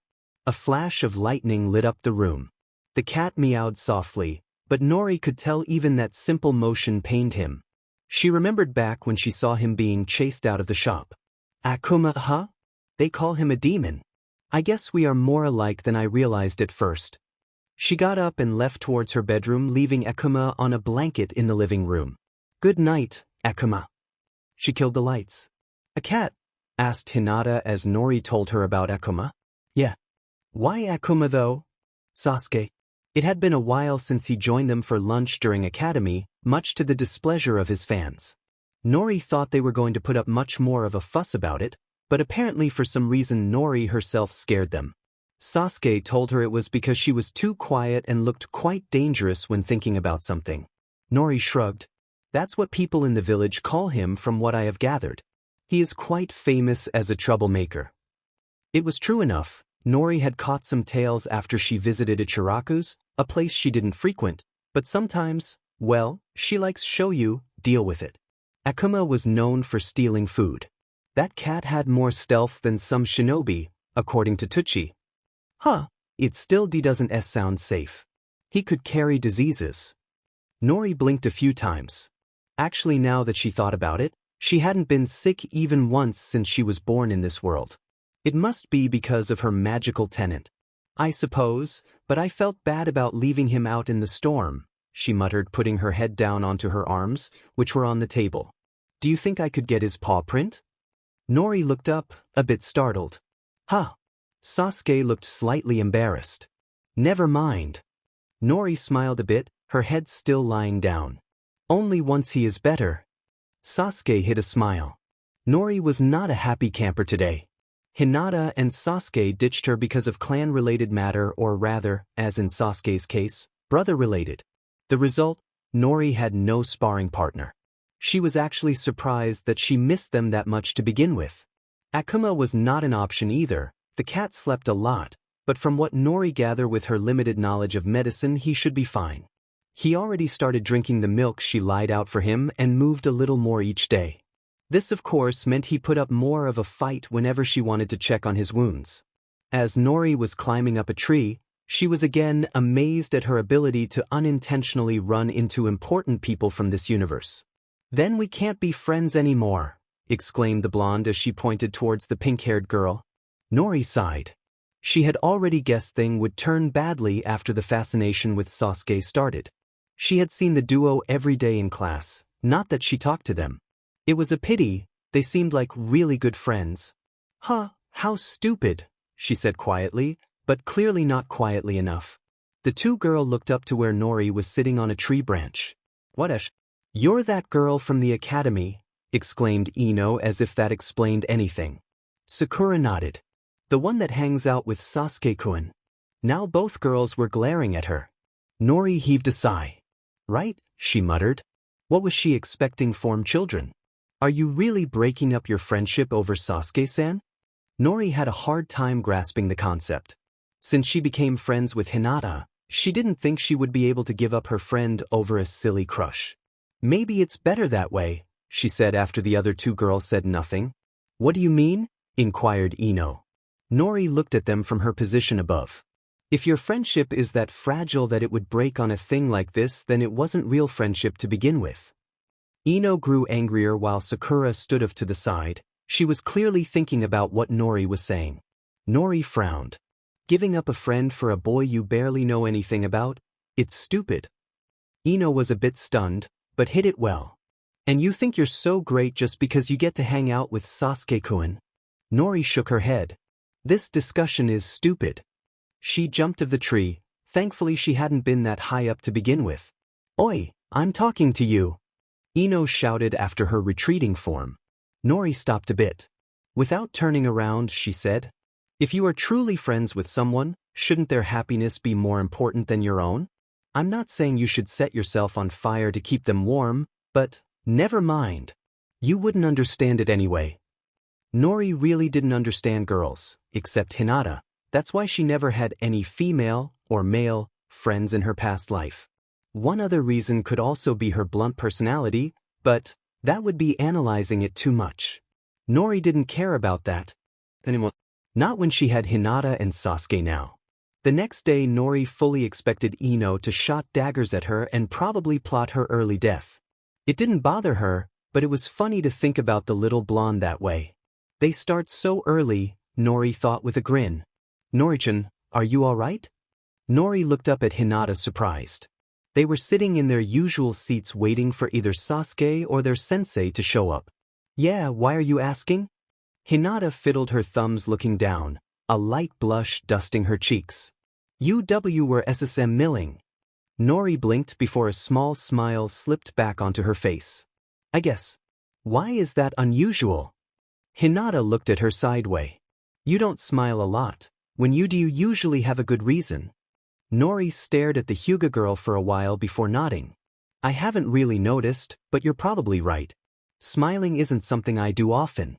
It's not that I'm unhappy, just. You know. I see. Nori looked up as the door to the classroom slid open. This early on she expected it to be Sasuke, but look there, it was Yamanaka Ino of all the people. Nori restrained from sighing. Hinata threw her a worried glance, sensing her distress. It's nothing to worry about, she assured her friend as the Yamanaka approached their desk. Nori wondered what the girl had to say. She didn't figure Ino to be the type for such confrontations, but she was observing a 5 to 6-year-old. They were unpredictable. You, she started saying while pointing at the redhead. Thank you. Moreover, the blonde smiled brightly. Nori blinked at her. Huh. Hinata was equally as confused as her best friend. You were right, elaborated the girl. It was stupid to break up our friendship like that. And in the end we realized that neither of us wanted to do that anyway. So, thank you. Nori could tell it wasn't easy for Ino to admit she had been wrong, so she gave the small girl in front of her a small smile. But Hinata smiled. Leave it to Nori to fall back into monosyllables. Anyway, I was thinking we should hang out after school. Ino then lapsed into all the fun things, none of which Nori found appealing, they could do together. Nori let her finish before interjecting. That's all fine, but I have a schedule and Hinata has training with her clan. Sasuke also trains at home most the time. Ino looked a bit baffled. Schedule? Nori nodded, explaining her schedule to Ino, Hinata all the while quietly giggling in the back. Her friend was sometimes so silly, but Hinata liked her. She had found someone who didn't think she was weird and wasn't bothered by her stuttering. That's stupid. Ino pouted. Ichen, maybe to you, but my goal in life is to graduate so I can fulfill my dream. Dream? Hinata was now interested as well. I actually have more than one dream, but even if only one comes true I will be happy. The one I'm currently aiming for is to travel the world. Travel? Well, that does sound like fun, Ino agreed with Hinata nodding. And the other one? Questioned the blonde. Nori looked a bit embarrassed. Ah, that's not that important, she mumbled with a small blush dusting her cheeks. Ino grinned. You're actually quite cute. You always look so quiet and a bit scary. You should smile more. Nori just hummed. That seemed to conclude the conversation as more students filled into the classroom and Sasuke finally joined them. Ino chose to sit in front of them, but made no move to fawn over Sasuke, this time only greeting Sakura, who gave Nori a small smile before sitting next to her blonde-haired friend. What was that about? Asked Sasuke. The kid really was observant, especially for his age. Nothing, Akuma will be better soon, however I don't think he will be giving up that print without a fight. He still won't let me pet him, but yesterday I left the window open and he didn't leave. Hinata smiled. Maybe he is testing you? Nori looked at her with surprise, Sasuke as well. Huh. Hinata blushed at the attention from her two friends. Well, you said he was a street cat, maybe he doesn't trust you yet? Suggested the Hyuga heiress. Quite observant for a kid her age. Well, the kids here did act more mature than back in her old life. I suppose that is logical. Arigato. Hinata smiled, clearly pleased she could be of help. Nori was in high spirits that afternoon as she was walking back to her apartment. She was not expecting to find such a pathetic sight in front of her building. The woman whom Nori had accompanied several days ago was now a crying mess in the hallway. Nori really didn't know what to say. Half of her hoped the woman wouldn't even notice her, but she did. Hello, she said, wiping at her tear-stained face. Nori-chan, right? I didn't know you lived here too. She tried to smile and failed miserably. Nori titled her head to the side, observing her. Are you all right? Ayumi nodded softly. Why yes. Nori frowned. I don't like people who lie, she said firmly, watching as the woman's eyes widened. Nori sat in front of her, cross-legged. Ayumi tried to smile. Shouldn't you be getting home? Your parents will be worried, she suggested, not wanting to bother such a little girl with her problems. Ah, I don't have any. I live alone. Ayumi was in shock after that statement left Nori's lips. Alone. But you're so small. Nori shrugged. I'm almost 6. Ayumi continued to frown. Ah, that's right, I never introduced myself. I'm Ayumi. Nori nodded. Pleasure. She looked up at the ceiling. So, Ayumi-san, what seems to be the problem? No money. Ayumi nodded, looking a bit embarrassed.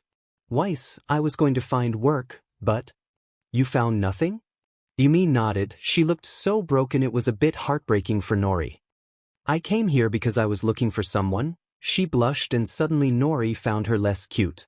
Please don't tell her Ayumi is looking for some guy, please, please.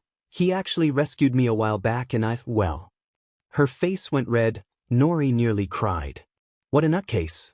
So you left your family behind to chase after a guy. I'm assuming he was a shinobi. Ayumi nodded. Yes. Nori frowned.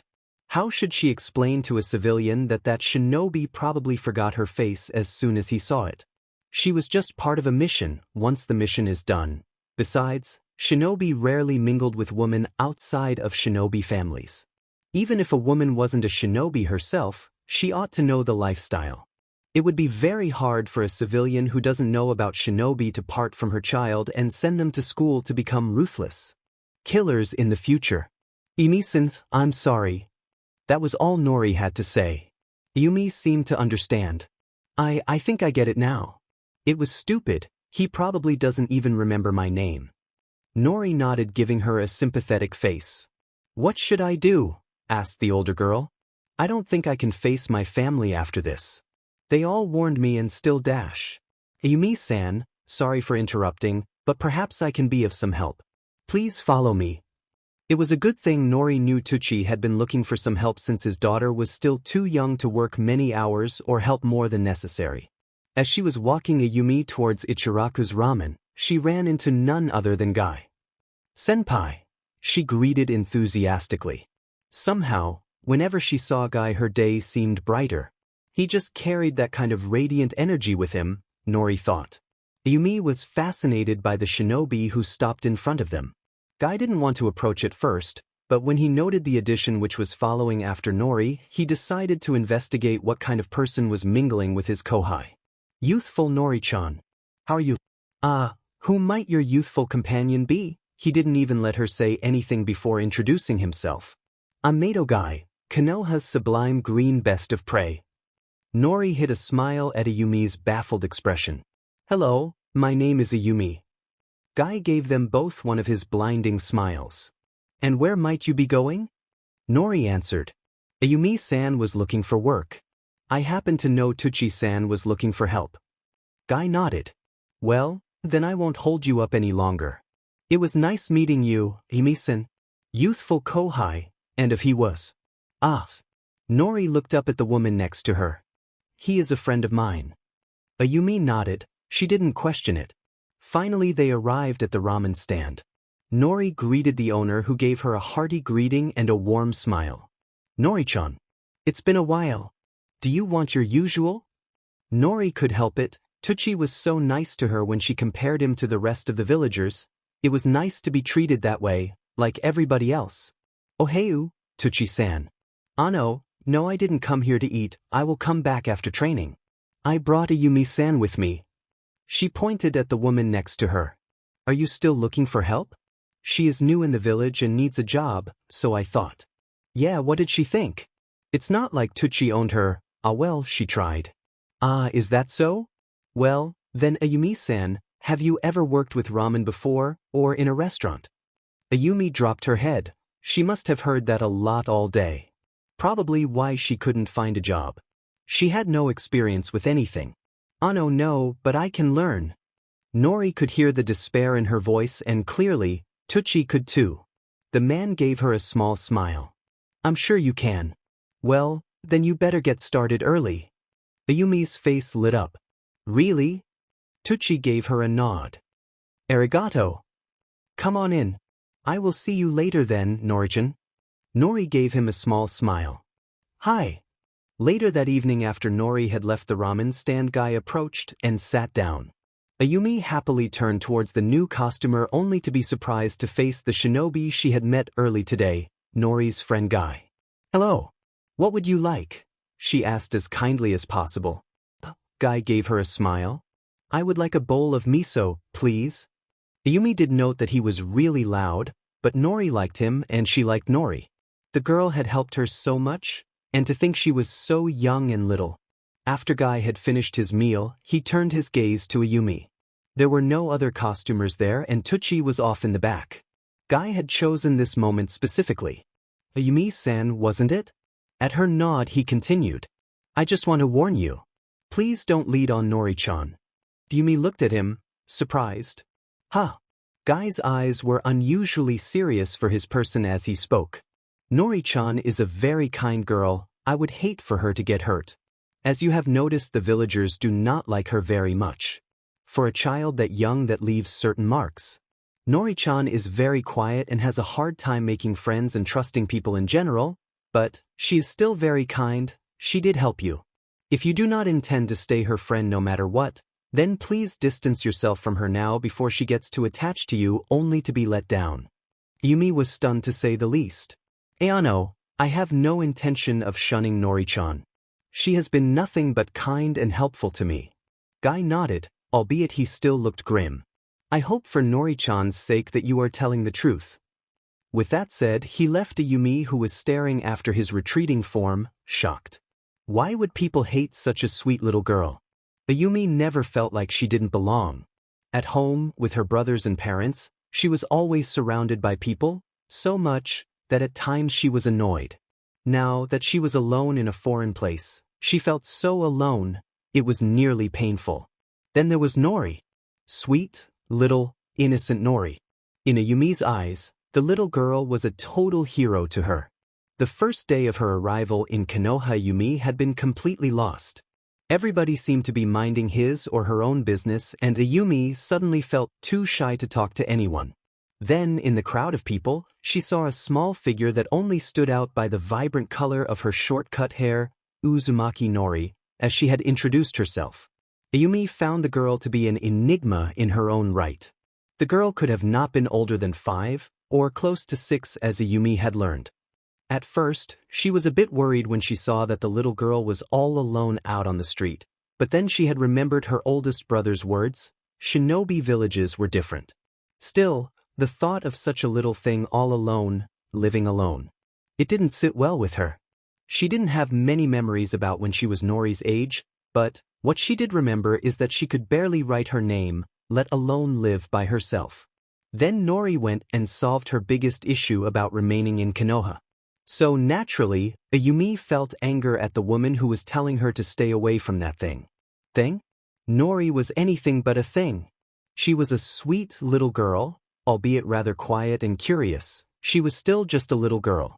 Please leave, Ayumi told the startled older woman in a whisper. The woman's eyes suddenly turned cold. Fine if you want to associate with that demon. Just know that you won't find any friend in this village if you do. And with a huff, the woman left Ayumi to stare after her. Ayumi was appalled to say the least. A demon? It didn't make any sense to her. At all. However, Gai-sen's words seemed to finally make sense to her. If you do not intend to stay her friend no matter what, then please distance yourself from her now before she gets too attached to you only to be let down. 1 year later. Shursue-san. Itachi-san, Nori greeted the two Uchihas as she stepped into the house of the clan head. Shursue grinned at her. Raion-chan. Call me Shursue. Or Ni-san. Nori blinked, her gaze still passive. Shursue-san. Shursue dropped his head, mumbling something incoherent under his breath. She swore she heard the other Uchiha faintly chuckle. Might have been just her imagination, though. Sasuke is in the garden. Nori gave Itachi a grateful smile. She bowed slightly before walking towards the back of the house. This was her second time visiting Sasuke in his house, and she was no less tense than the first time. Under the scrutinizing gaze of the clan leader, she had suddenly been grateful that Itachi and Sasuke had such an annoyingly delightful cousin. Maybe it was something only clan leaders had, judging by Hayashi and Fugaku. They were two very scary and serious men. Nori didn't trust herself around them. "Nori!" Sasuke exclaimed as soon as she was in his sight. A faint smile appeared on her face as the boy raced towards her. She didn't know the exact moment when Sasuke had began to be more friendly and less formal around Hinata and her, but she found it somewhat refreshing nonetheless. "Sasuke-san." Sasuke just smiled at that. Then he took her hand and started dragging her towards the Uchiha training grounds. "Come on, I gotta show you my new jutsu." Nori didn't say anything as he continued dragging her. Itachi stared after the enigma of a girl being dragged away by his little brother. Uzumaki Nori. The Jinchuriki. The girl was probably just as quiet as Itachi, extremely perceptive. Itachi could tell just by the way her eyes would sweep over the room before she entered how they would sweep over him. For the first time ever he felt like he was being read like an open book. Uzumaki Nori was a little girl. She didn't scare Uchiha Itachi. Itachi caught the clear blue eyes just as she disappeared around the corner with his brother. She didn't scare him, but she may be slightly unsettling to deal with. "Young love, what do you think, Itachi? Oi, are you even listening to me?" Itachi glanced over at his cousin. "Huh." Shisui shook his head. "Never mind.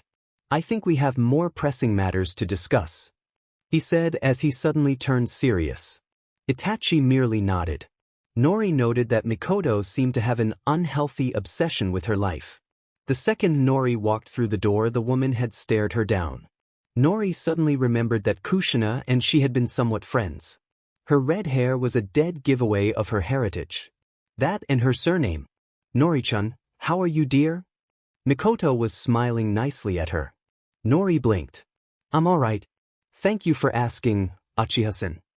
Mikoto kept smiling. "I think I told you to call me Mikoto." Nori nodded, but didn't correct herself. Sasuke seemed to have enough of being ignored. "Where is Enai-san?" Mikoto smiled at her youngest son. "Shisui and he went to train." Nori didn't actually believe that. She knew that they must have been discussing the upcoming coup.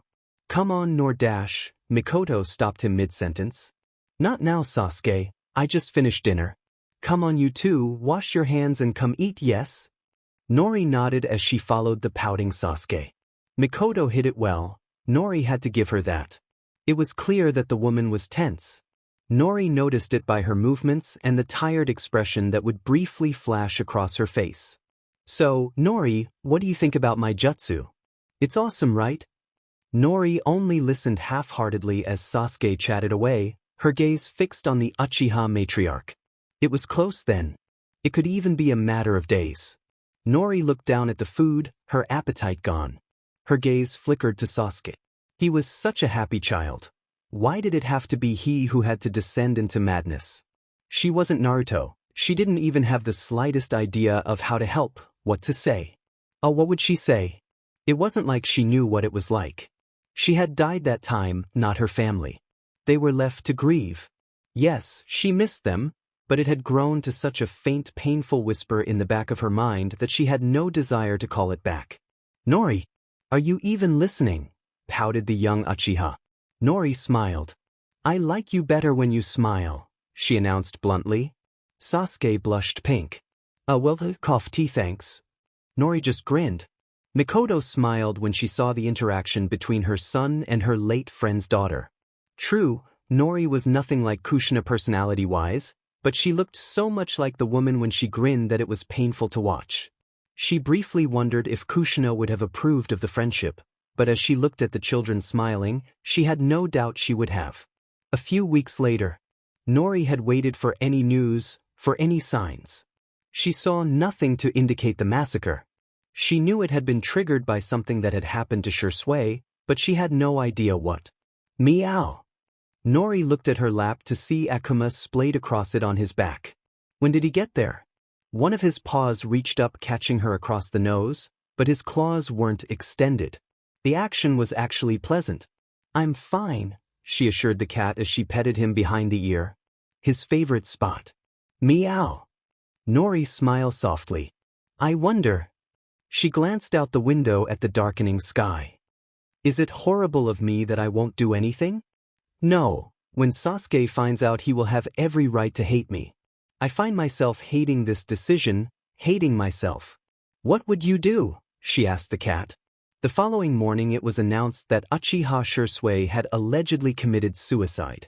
A week later, Uchiha Itachi had massacred his entire clan, or at least that was the official version. At first, they hadn't let her into Sasuke's hospital room, but then the Hokage had come and with one look she was sitting next to Sasuke's hospital bed, waiting for him to wake up. She had expected him to be hysterical when he awoke, crying even. She had not expected the cold, dead eyes that greeted her. Sasuke? He ignored her. Itachi-chi. His voice broke as he stared into nothing. Nori didn't even dare to touch him. Right now he was as fragile as a deer and just as easily spooked. Instead, let him talk. And he did. After he had calmed down, that is. It didn't take the Uchiha boy long to go from dead silent to sobbing within minutes. He had latched onto Nori the first chance he got. It must have been hours later that he had fallen asleep again. Nori thought that she had to talk to him. However, right now the trauma of what happened was excessively high. He slept through the whole of the next couple days. Nori wasn't allowed to stay while she had academy, but she made sure to come back right after classes were finished. Hinata had heard the news, but couldn't visit herself as technically all visits were restricted. Good thing the Hokage liked her, or rather felt so guilty about her situation and Sasuke's he would practically grant her any wish. Get out. Nori didn't even have to think to know that was Sasuke's voice. Sweet little happy Sasuke sounded so bitter and angry, but underneath it he was scared. Nori didn't think twice before she entered the hospital room to find a nurse cleaning away food that had fallen of the tray that lay a bit away from her. Sasuke must have knocked it over. Sasuke? She carefully approached him, but Sasuke's eyes were on the nurse. Once she left with one last look of pity towards the Uchiha boy, he finally looked Nori in the eyes. And Nori? Nori gave him a small smile before he pulled her up to hug her. She returned it. They sat like that for what seemed like hours, Sasuke's grip on her never lessening. I will kill him, he whispered suddenly. Nori tensed. What? He released her, looking intently into her eyes. They were no longer the eyes of an innocent little boy. They were cold, dead even. I will kill him. I will revenge my clan. Nori put a hand on his shoulder. He tensed at the action and it hurt her to see him like that. Sasuke, I cannot tell you what to do. He looked at her. You alone know what happened, but she paused, unsure of how to proceed. Itachi, Sasuke tensed at the name, didn't seem like the type of person to do something so rash. He killed them. All of them. My parents. Nori kept a calm face. I know. Sasuke grew angry. You don't know anything, he screamed at her. Nori didn't let it get to her. You're right, I don't know anything, she agreed. I didn't have a family. I don't have a brother and I certainly never was in your situation. But what I do know is people and how to observe them. I take pride in that. And Sasuke? He blankly looked at her. Itachi is not a psychopath. The way he acted after Shisui she didn't finish, closing her eyes before proceeding. There was something going on. Isn't that what they teach us at the academy? Look underneath the underneath. Sasuke's hands trembled, his gaze fixated on his lap. Ichi told me that I should hate him, that only like that I could kill him. Nori put a hand over his closed fist. Remember all the stories you made me tell you when you were bored? It was true. Being children, she could easily entertain Sasuke and Hinata with old childhood stories she had either read or watched growing up in her old life. He nodded. When did revenge ever work in them? Sasuke scoffed. This is not a story, he said strongly. Nori nodded. Stories are made to teach us a lesson. Hate, it's like a disease. At first, you don't feel any different. Then, as time goes by, it consumes more and more of you until it's in every pore of your being. In the end, it will kill who you used to be and replaced it with a shadow. I don't want to see that happen to you, she admitted, suddenly sounding selfish and petty. She had no idea, not even the slightest, of how he felt. She was an adult in a child's body. Underneath the underneath? He asked after a while. Nori nodded. Itachi was your brother and nobody knows him better than you do. You are the only one who can truly judge what Itachi has done and the only one to truly question it. You have every right to be angry, but don't let your anger cloud your judgment. A long moment of silence followed. Sasuke seemed to be thinking intently. Arms encircled her suddenly. What should I do? He asked, sounding so small and broken. Whatever you decide, I will be there. I promise. But don't let others rule your life. Don't even let Itachi do it. He was silent for a while before finally speaking up. I want to know what happened. What really happened, and Itachi will be the one to tell me the truth. The whole truth. Nori nodded as they separated and looked each other in the eye, silently making a promise. You will, I will make sure that you will. Sasuke's eyes were still glued to the wall behind Nori.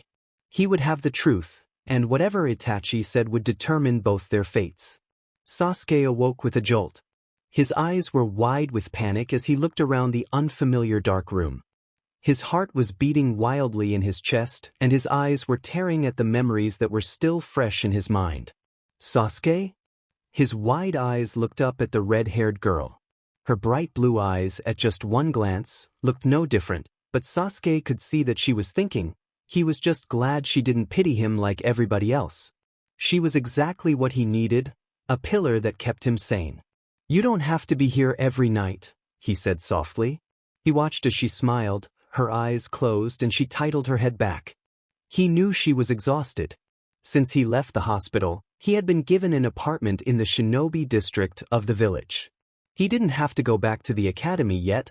Whenever he was ready, they had said. Sasuke had not fared well that first night. He didn't know how she knew, but Nori had snuck into his apartment that first night and had been there when he had woken up crying and hysterical.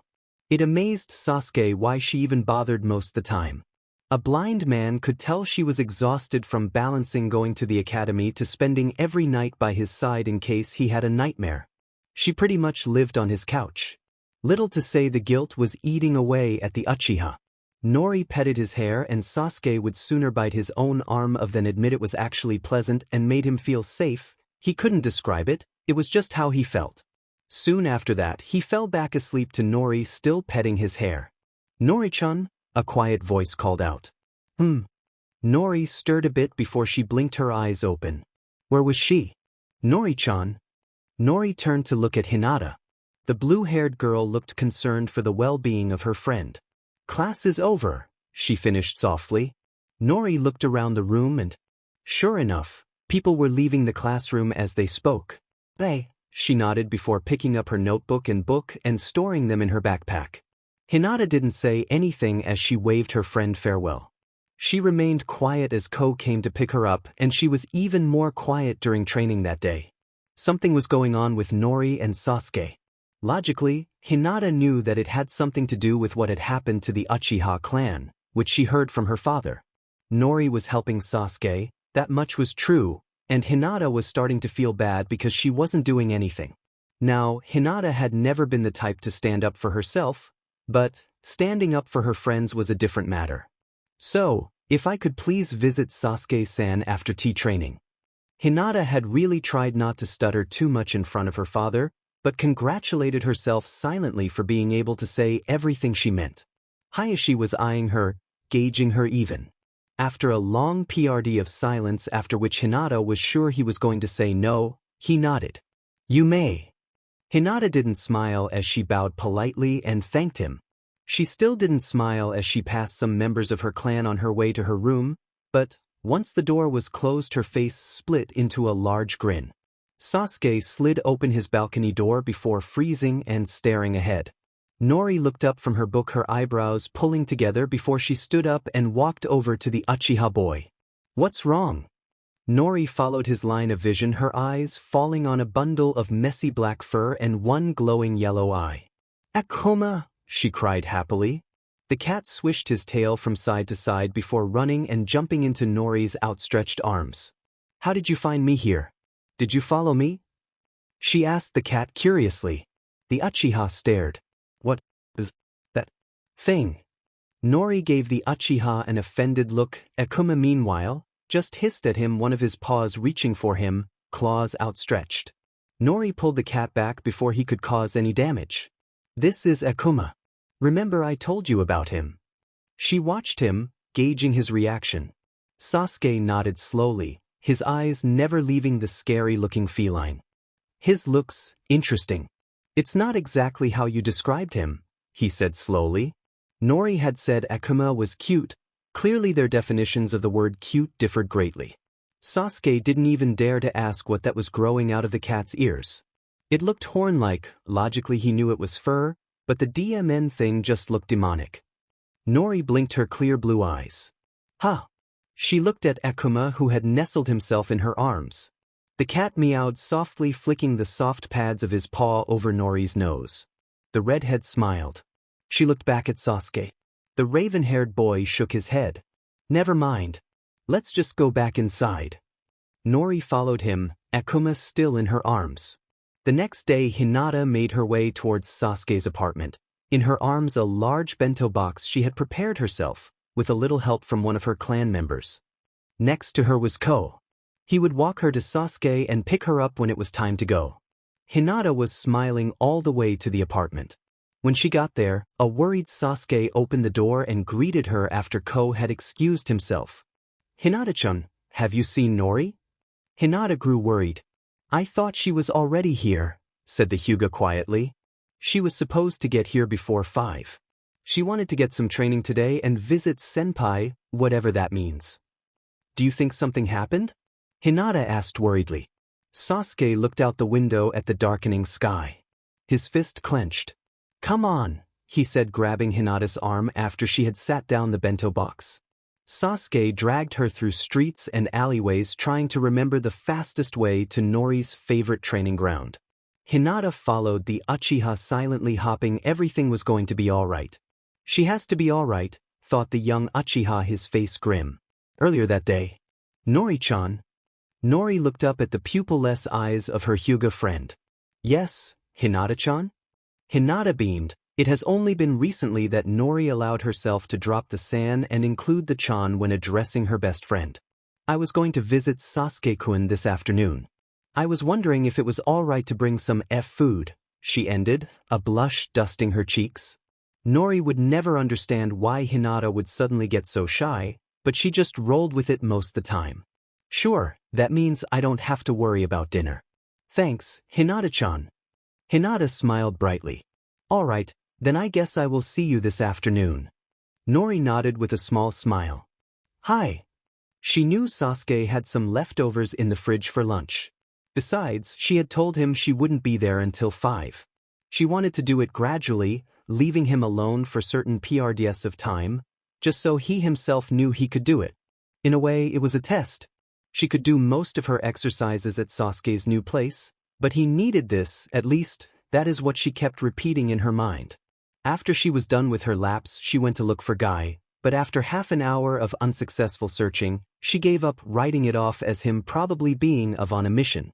It was always fun when he got back from a mission and retold it in his loud and funny way. She giggled to herself as she walked through the village, thinking back on a particular story Guy told her once about him and his eternal rival. She had yet to learn who that was. She really should have watched the show more thoroughly. She did never have a lot of patience. She ended up skipping through most the show. That's probably why she didn't remember so many details anymore.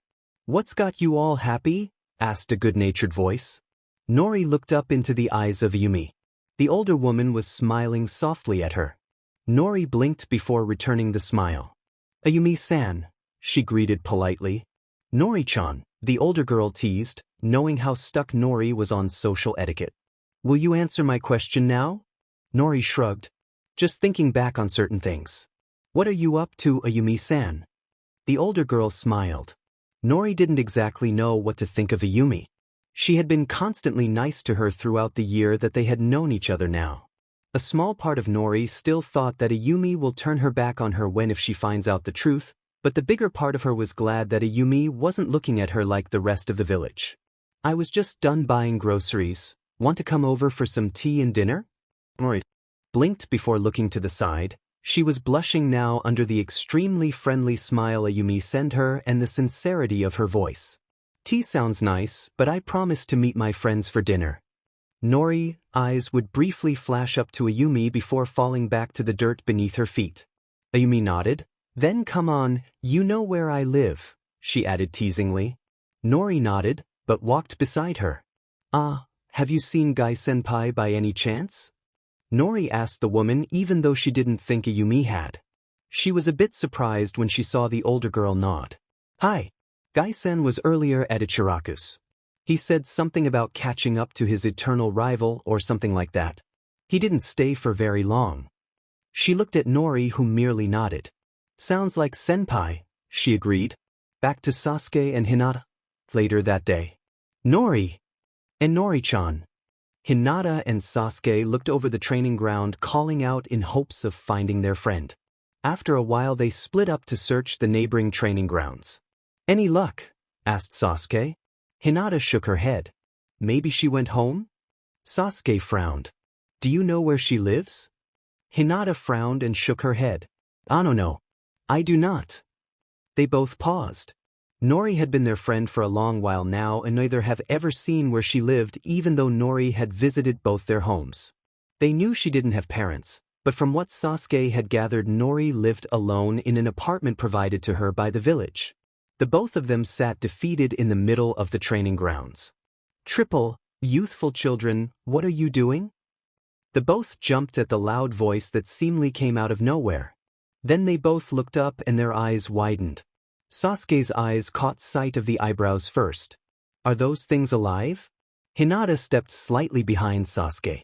The Hittite around the man's waist indicated that he was a Konoha shinobi. She relaxed slightly.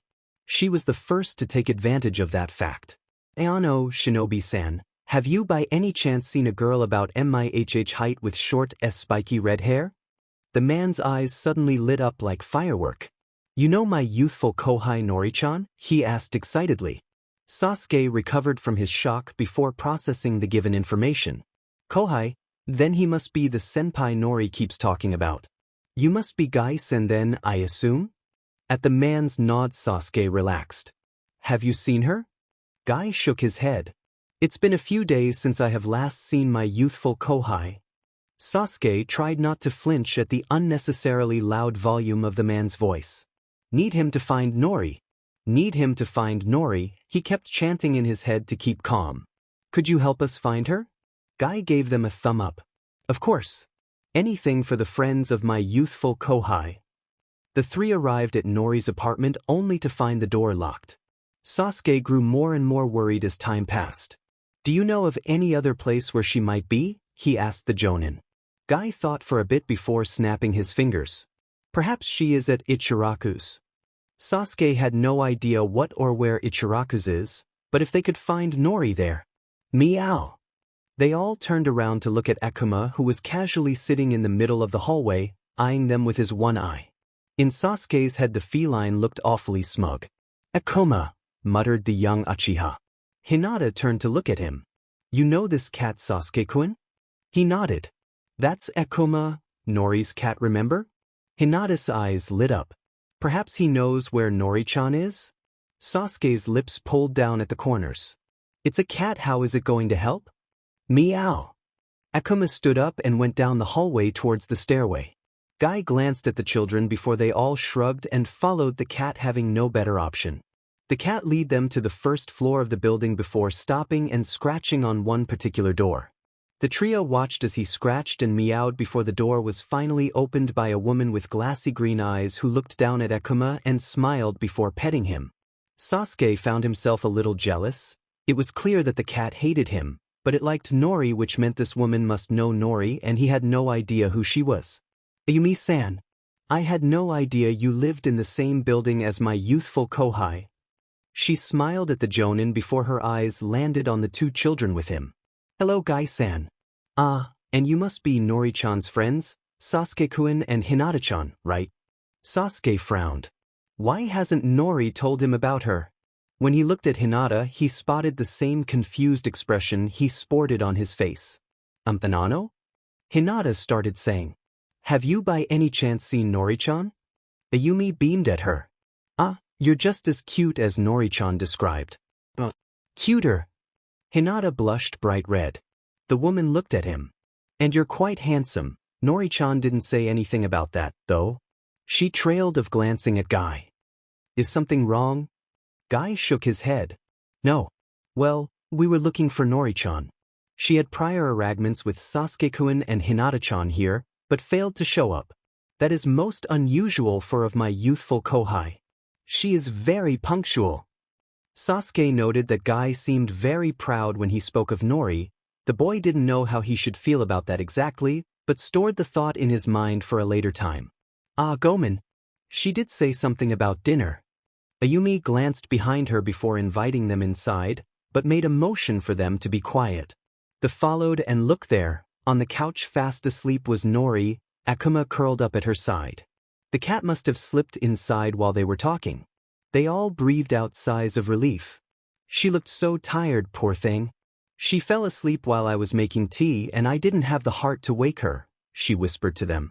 They nodded. Soon afterwards Guy excused himself, surprisingly quiet, and slipped out of the apartment making sure not to wake his kohai up. Hinata and Sasuke stayed with Nori till Hinata announced that she had to get back to Sasuke's place as that is where Ko was going to pick her up from. Sasuke, with the permission of Ayumi, of course, stayed by Nori's side, watching as she slept. She talks about you a lot every time I see her. You and Hinata-chan, Ayumi said quietly. Sasuke nodded.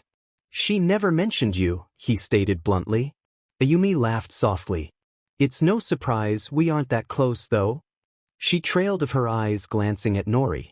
They were soft, like a mother looking at her child. I would like to be there for her. She has us. Sasuke said firmly, but quietly as not to wake Nori. Ayumi smiled softly looking at her lap. I see. Sasuke suddenly felt guilty and he didn't even know why because he meant what he had said. Maybe you should try harder, he advised. Ayumi smiled a bit wider. I suppose. She is such a sweet girl, even if she is very quiet and a bit blunt at times. Sasuke merely nodded, no longer interested in having a conversation with the woman. He was glad that she was all right. Maybe it's time I went back to the academy. Nori can go back to her usual routine then and she won't be so tired all the time. Sasuke? He glanced at her as she blinked, her eyes open staring at him sleepily. It's fine, you fell asleep at Ayumi-san's place. She glanced around before nodding. She looked at Ayumi, those sleepy eyelashes. Gomen. Ayumi waved her off. Anytime, Nori-chan. She turned back to Sasuke. Sorry I missed dinner. Sasuke shrugged. He hasn't even eaten anything. It's fine. We can eat when we get back to my apartment. He silently cursed himself in his head. He wanted Nori to sleep, not stand awake over him at night in fear of him having a nightmare. Nori smiled softly. All right. Sasuke returned it, albeit it was a microscopically small one. The Hokage sighed as he stared out the window of his office. Minato. He thought as his eyes landed on the stone face of the fourth Hokage. Whenever he saw the man's face, whether on a picture or on the mountain, he could not help but feel regretful. He had been too young and Sarutobi was too old, had been too old even back then. The only thing the Yondaime left behind was his jutsus and a child, Uzumaki Nori. The Sandaime had mixed feelings about the small girl. Nori was an enigma of a child. She could be so intelligent one second and socially stunned the next. For the latter, Hiruzen blamed himself. Nori was a peculiar child. In some ways, it was working in the village's favor, for now. After all, Nori did not seem to harbor any ill feelings towards the village that resented her for being the jailer of the demon that killed so many the night she was born. On the other hand, Nori was smart. Hiruzen would have called her a prodigy, had he not been trying to protect her, and keeping a low profile for the girl was the best. Thankfully, Nori did not seem like she wanted to be known as the smartest. Her scores were average at best. It was as if she made great effort to keep it that way. In a way, she often reminded him of the Nara, except Nori was not lazy, she was calculative, which was a scary thing to see in such a young girl. If it had not been for her unexpected friendship with Guy and then later the Hyuga heiress and Uchiha Sasuke, Hiruzen would have been concerned. Concerned for she shared certain personality traits with none other than his former student, Orochimaru. Additionally, Nori seemed to have taken a liking to a civilian woman named Ayumi. The Hokage had immediately monitored her every move. One can never be too sure in such situations. However, as it turned out, Ayumi was just an ordinary civilian woman who came to Konoha looking for a better life. However, lately it was becoming a problem to keep Nori under the radar of certain individuals, as her training schedule and the results of it did not go unnoticed. Nori was exceptionally talented for her age, easily besting the young Uchiha at taijutsu and keeping toe-to-toe with the Hyuga heiress whose taijutsu was unique to the clan. Additionally, the girl seemed to soak knowledge in like a sponge, had limitless stamina thanks to the fox. The list went on really. However, what truly concerned the Hokage was Nori's maturity. She wasn't just smart, she was mature. She seemed to have a grasp of certain things that seemed to be impossible for a child her age. Guy expressed a wish to request Uzumaki Nori early for his team once she graduates, but Hiruzen had to decline as he was intending Nori to be on someone else's team entirely, much to the dismay of Guy. Irika, I know this must be hard for you, but please try to see past your hate. Norishi. Irika, who was bowing in front of the Hokage, nodded, albeit his face was serious. Hi, Hokage-sama, I think I understand. The Hokage smiled. I truly wish you did, Irika. I truly wish you did. I do not think he likes me very much, muttered Nori concerning her new teacher. Sasuke frowned and looked the man over. When he had entered the classroom, Irika had greeted them all with a friendly smile and introduced himself. Sasuke watched Irika for the rest of the class, observing his behavior towards the students, especially towards Nori. It was true, he did treat her differently. It was as if he was almost ignoring her presence. When his eyes looked over the classroom to see if everybody was paying attention, he seemed to flinch whenever his eyes landed on the redhead. Sasuke was growing suspicious of this. It wasn't just Irika, it seemed everybody had a problem with Nori. Her mere presence seemed to put people off. They glared, and whispered and just generally seemed ill-minded towards his best friend. Yes, Uzumaki Nori was his best friend. He liked Hinata, but Nori was, well, Nori. It couldn't be explained any other way. Therefore, naturally it bothered Sasuke to no end that she was treated that way. But why? It was something that the Uchiha boy could not explain. Nori was, well, sure she was awkward and silent. Didn't really fit in, that ridiculously bright hair color made her stand out. Though, not that Sasuke would ever admit it, he likes Nori's hair color. It reminded him of tomatoes. He needed to know. Giggles.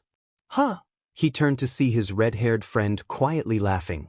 She turned to him with a small smile on her face. You looked so funny just now. Yen for your thoughts? She asked cheekily, holding up a coin. Sasuke blinked, once, twice, thrice. Did you just make a joke? Nori blinked, obviously confused. Now it was Hinata's turn to giggle.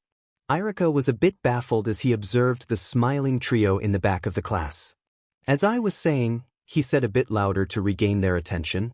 It worked, though the Hyuga girl still looked mildly amused as Sasuke was eyeing Nori incredulously and Nori just looked plain confused. I do not think Sasuke likes jokes, she said as Ayumi sat the tea in front of her. The older teenage giggled quietly. She had been the one to tell her about joke lightening the mood in tense situations, and well, sometimes they did, other times they just made everything worse. Is that so? Nori nodded, taking a sip of the tea. Akuma didn't seem interested in anything till Ayumi sat some tuna on a plate in front of the cat. He meowed, pleased with the development of the situation. The continuous feeding he received from the older female human was the only reason he let her pet him. Otherwise, it was just Nori who was in the cat's good graces. Everybody else, stay 3 feet away. Ayumi frowned when Nori just sat at the table watching her tea impassively. Nori-chan. The young girl blinked a few times, snapping out of her trance. Huh. Yumi tried to smile. Everything all right, Nori-chan? It didn't sound convincing to Ayumi. Are you sure? The redhead hesitated before sighing. We received a new teacher at the academy. Ayumi waited patiently for Nori to continue. When she didn't, the older girl asked quietly. Is everything all right? Is that teacher not treating you fairly? The older girl found herself getting worked up. It wasn't fair, Nori wasn't hurting anybody. Yet, everybody remained hostile towards her. Ayumi still didn't know why, but there was a reason. She remembered it when the Hokage had come to Ichiraku's. It had scared Ayumi nearly to death. I assume you must be Ayumi-san? Ayumi found herself nodding numbly, not sure what to expect. She may be oblivious about most things, but from her association with Nori she knew that the Hokage was a very important man in the village. One who held a lot of power. One awkward order of ramen later and the Hokage was clearing his throat, deciding to cut to the chase. Ayumi-san, it has been brought to my attention that you have a close relationship with Uzumaki Nori-chan. Ayumi nodded, she didn't know what to say. After she saw the Hokage smile, she found some courage within her. Nori-chan is a very sweet girl. The Hokage nodded. That she is. He eyed Ayumi, gauging her. Ayumi-san, as you are probably aware, Nori-san isn't much liked among the population of Konoha. You are new to the village, so I assume the reason escapes you. At Ayumi's nod he continued. Unfortunately I cannot say it either, it is Nori's secret to share as she sees fit, though as of this moment not even she is aware of it. The Hokage paused as Ayumi's brows rose. She didn't know why people disliked her? Hokage-sama. The aged man before her looked deep within her eyes as if searching for something, and Ayumi felt completely bare as if he could see her every secret. Ayumi-san, I hope you will continue to be like you are with Nori-chan. Kami knows she needs more friends. Ayumi nodded, though she felt like the conversation was far from over. Additionally, it left her even more confused on the issue of Nori's popularity. It's not that, mumbled Nori, regaining Ayumi's attention. Nori just looked frustrated with her eyebrow drawn together, as if to try to figure out the situation. It sounded like she wanted to say more, but stopped herself. Ayumi put a hand to her shoulder. Nori looked up at her, their eyes meeting. Nori gave her a small smile. It's fine, I'm used to it, she whispered. Ayumi's grip tightened on her shoulder. You shouldn't have to be. The next day Nori was doing her usual training after classes had let out when she encountered none other than Guy. Senpai, she greeted casually. Guy gave her a blinding smile, his teeth shining in the light. I really have to ask him what he does to them, thought the redhead as she observed the man. My youthful Kohai. How are you this lovely afternoon? Nori gave him a close-eyed smile, her head tightening to the side. I'm alright. What are you up to, senpai? Guy beamed at her before pulling something out of his kunai pouch. I got something to improve your youthful training. Nori blinked as he dangled the object on front of her eyes. Those are special weights. I want you to wear them at all times. When you get used to the weight, come to me and I will make them heavier, he said, and then proceeded to explain how they are based on a seal array and actually used a person's chakra to weight said person down. That's really useful. Thank you, senpai. Guy beamed. Nori-chan, your flames of youth are shining brightly today. After Guy gave her a new training schedule, which Nori was going to tune down, no way were 10 laps around the village a good warm-up. They got to talking about everyday life. You seem very close to your friends, Nori-chan. A thumb up followed the sentence, at which Nori just smiled. Yeah, too bad we are probably not going to stay a team after graduation. What with my bad chakra control, maybe I won't even graduate, she grumbled, disheartened. Guy stood up, suddenly full of energy. Never fear, Nori-chan, there is a way for you three to stay a team, but are you three willing to work for it? It's not going to be easy. Nori didn't even think twice before nodding. Guy grinned. Then Nori-chan, bring your team here tomorrow and we can discuss the details. A way to stay in a team together? Nori nodded at Hinata, who smiled brightly. That would be great, but how? Nori shrugged. I do not know yet. I mean, I cannot even perform the bunshin and my chakra control is downright terrible. Sasuke snorted at that. Nori gave him a half-hearted glare. What? Asked the Uchiha, a small smirk on his lips. You are the only person alive to make the leaf blast of you instead of sticking it to your skin. Nori looked down defeated while Hinata tried desperately to cheer her up. Oi! Sasuke yelped when Hinata hit him on the shoulder. He rubbed his arm up and down. Hinata stuttered, stunned that she actually did it before working up courage again. Don't BBM mean to Nori. She has it really hard with chakra con control. Sasuke continued to rub his shoulder even though it didn't hurt. Hinata was finally growing a spine. It was about time. It's fine, Hinata-chan, Sasuke was only teasing. Hinata nodded, but didn't fail to shot Sasuke a small glare. Sasuke felt like a kitten was staring him down. He tried not to laugh. Now, usually potential genin do not get to pick their future teammates, Guy started explaining as they were finally seated in the middle of training ground 4. However, under special circumstances, such requests can be taken into account if you can name valid reason for such and if you get a jonin to testify for your teamwork. Nori nodded. That jonin would be you, senpai? Guy gave his kohai a simple nod. That is true, now I have run this request over with the Hokage. Eyebrows shot up and confusion entered the young potential genin's faces, but they kept quiet and waited for more information. He has agreed that you could become a potential team, but the requirement is that you must graduate at least a year before your peers and you all must graduate at the same time. If you cannot do that, you will be split up and put into traditional squads. Nori's shoulders slumped. Without performing a bunshin, she could never graduate, not even with her perfect taijutsu results. Nori tensed when she felt a hand on her shoulder, but relaxed when she saw Hinata's pupilless eyes staring into her own. The Hyuga gave her an encouraging smile at which Nori nodded. As they were walking home, Sasuke noticed that Nori seemed terribly worried about not being able to perform the required jutsus in time. He sighed. Nori smiled when she felt Sasuke ruffle her hair when they came to a halt at Sasuke's apartment. Don't beat yourself up over it. Without you, it's not worth graduating early. Anyway, even if we get separated, it doesn't mean we can't stay friends. The Uchiha trailed off as he watched for any visible reaction from Nori. The redhead gave him a small smile before nodding. Tripleth. Sasuke smiled as he watched her head home to feed Akuma. He knew she was going to swing by later just to check on him and see if he has eaten. Sasuke would never admit he was actually looking forward to that. It was in the Hokage's best interest if Nori and Sasuke were to be in a genin team together, and their friendship with the Hyuga, while on surface seems unimportant, plays a key part in that plan. Risky moves you're going for, Hokage-sama, stated Danzo.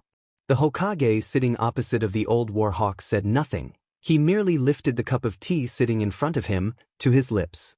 Hiruzen, of course, knew what he was referring to. The trio consisting of the last Uchiha and last Uzumaki in Konoha, and Hyuga Eris was moving up in the academy at a fast pace. It won't be surprising when they manage to graduate in the following 6 months. The Sandaime also knew that Danzo wouldn't dare try anything involving Nori with both Sasuke and Hinata around. The old hawk had developed an unhealthy obsession with the Jinchuriki girl ever since she showed great promise during her first academy year. Of course, Danzo only saw a weapon of mass destruction. That man is a monster, breathed Sasuke as he collapsed after yet another day of special training with Nori's precious Guy-senpai. Nori nodded while putting her finger to her chin. Guy-senpai is very strong indeed. Sasuke stared blankly at her. That was not the point I was trying to make. Hinata would have laughed at the exchange had she not been so winded for the excessive training they had been put through just minutes ago. Only 6 more months, gasped the Uchiha as he pulled himself into a sitting position leaning against the tree Nori was currently sitting against. He glanced at the redhead who was currently deeply focused on her newest project, Fuinjutsu. He couldn't help but feel a little jealous of her stamina. Tiredly, he moved his hand to ruffle her short red tresses. She looked at him with clear blue eyes. He smirked slightly.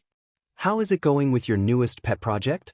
He asked, mentioning to the book now sitting in her lap with a small nod of his head. Nori followed his gesture before frowning. In theory it's quite simple however, she trailed off as her face scrunched up with annoyance. Sasuke knew that face only too well. She was frustrated with things she didn't understand. No drawing explosive tags on your own. You know what Guy-sensei said, reminded the Hyuga after finally catching enough air. Nori blinked a few times before she smiled. Hinata smiled before joining her friends, sitting down on the opposite side of Nori. Ino-san, is everything all right? Inquired Nori as she gazed upon Ino, sitting alone in front of what Nori knew to be the Yamanaka's flower shop. Nori-chan! Exclaimed the 10-year-old as soon as she spotted the social awkward girl. Nori titled her head to the side, a clear sign of her thinking process. Ino grinned. I'm bored, Sakura ditched me. Ino expressed her utter dislike of being left out by the pout she adopted. Nori raised a brow, but otherwise remained impassive. What are you up to? Are you going to see Sasuke-kun? The blonde asked eagerly. Nori restrained a sigh. While it was true that the two girls, Ino and Sakura, hadn't terminated their friendship over Sasuke, that did not stop either of them from chasing after him, just in a much more subdued manner than it had been present in the manga Nori read, once upon a time. No, I was just returning from training dash. Great, she interrupted Nori mid-sentence. Then you're free. No, Nori really wasn't.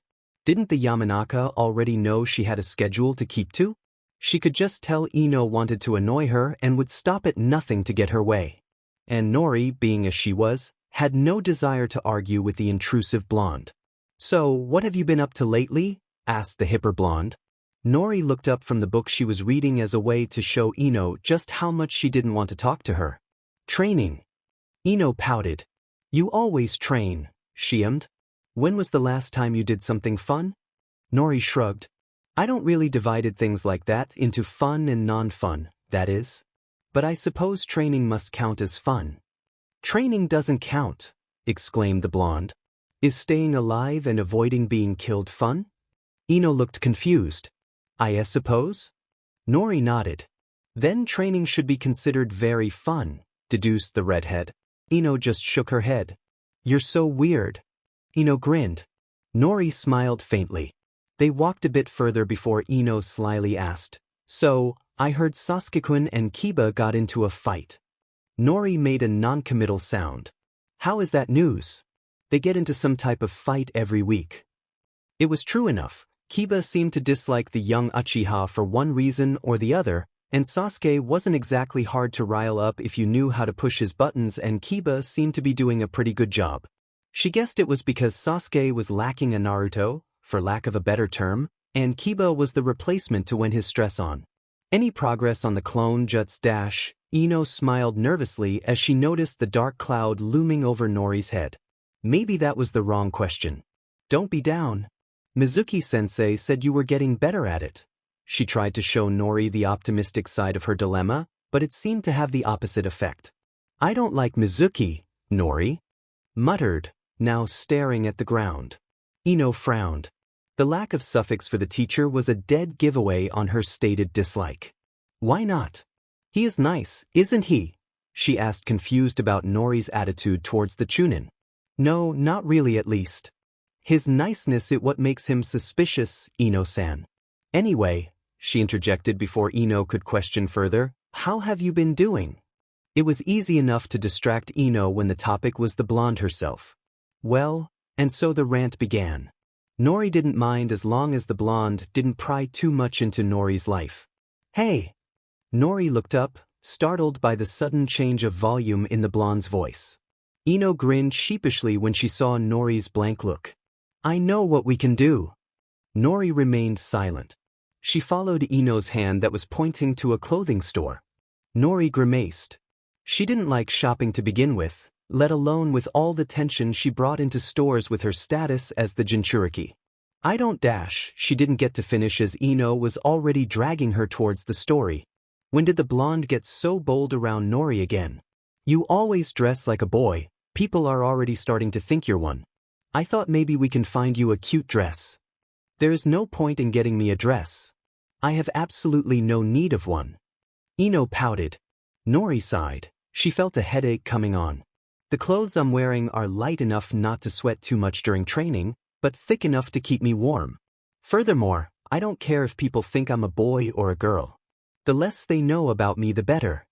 She knew Ino was confused, but she was too tired to care at that point. Ayumi was walking down the road mentally checking her grocery list, making sure she had gotten everything.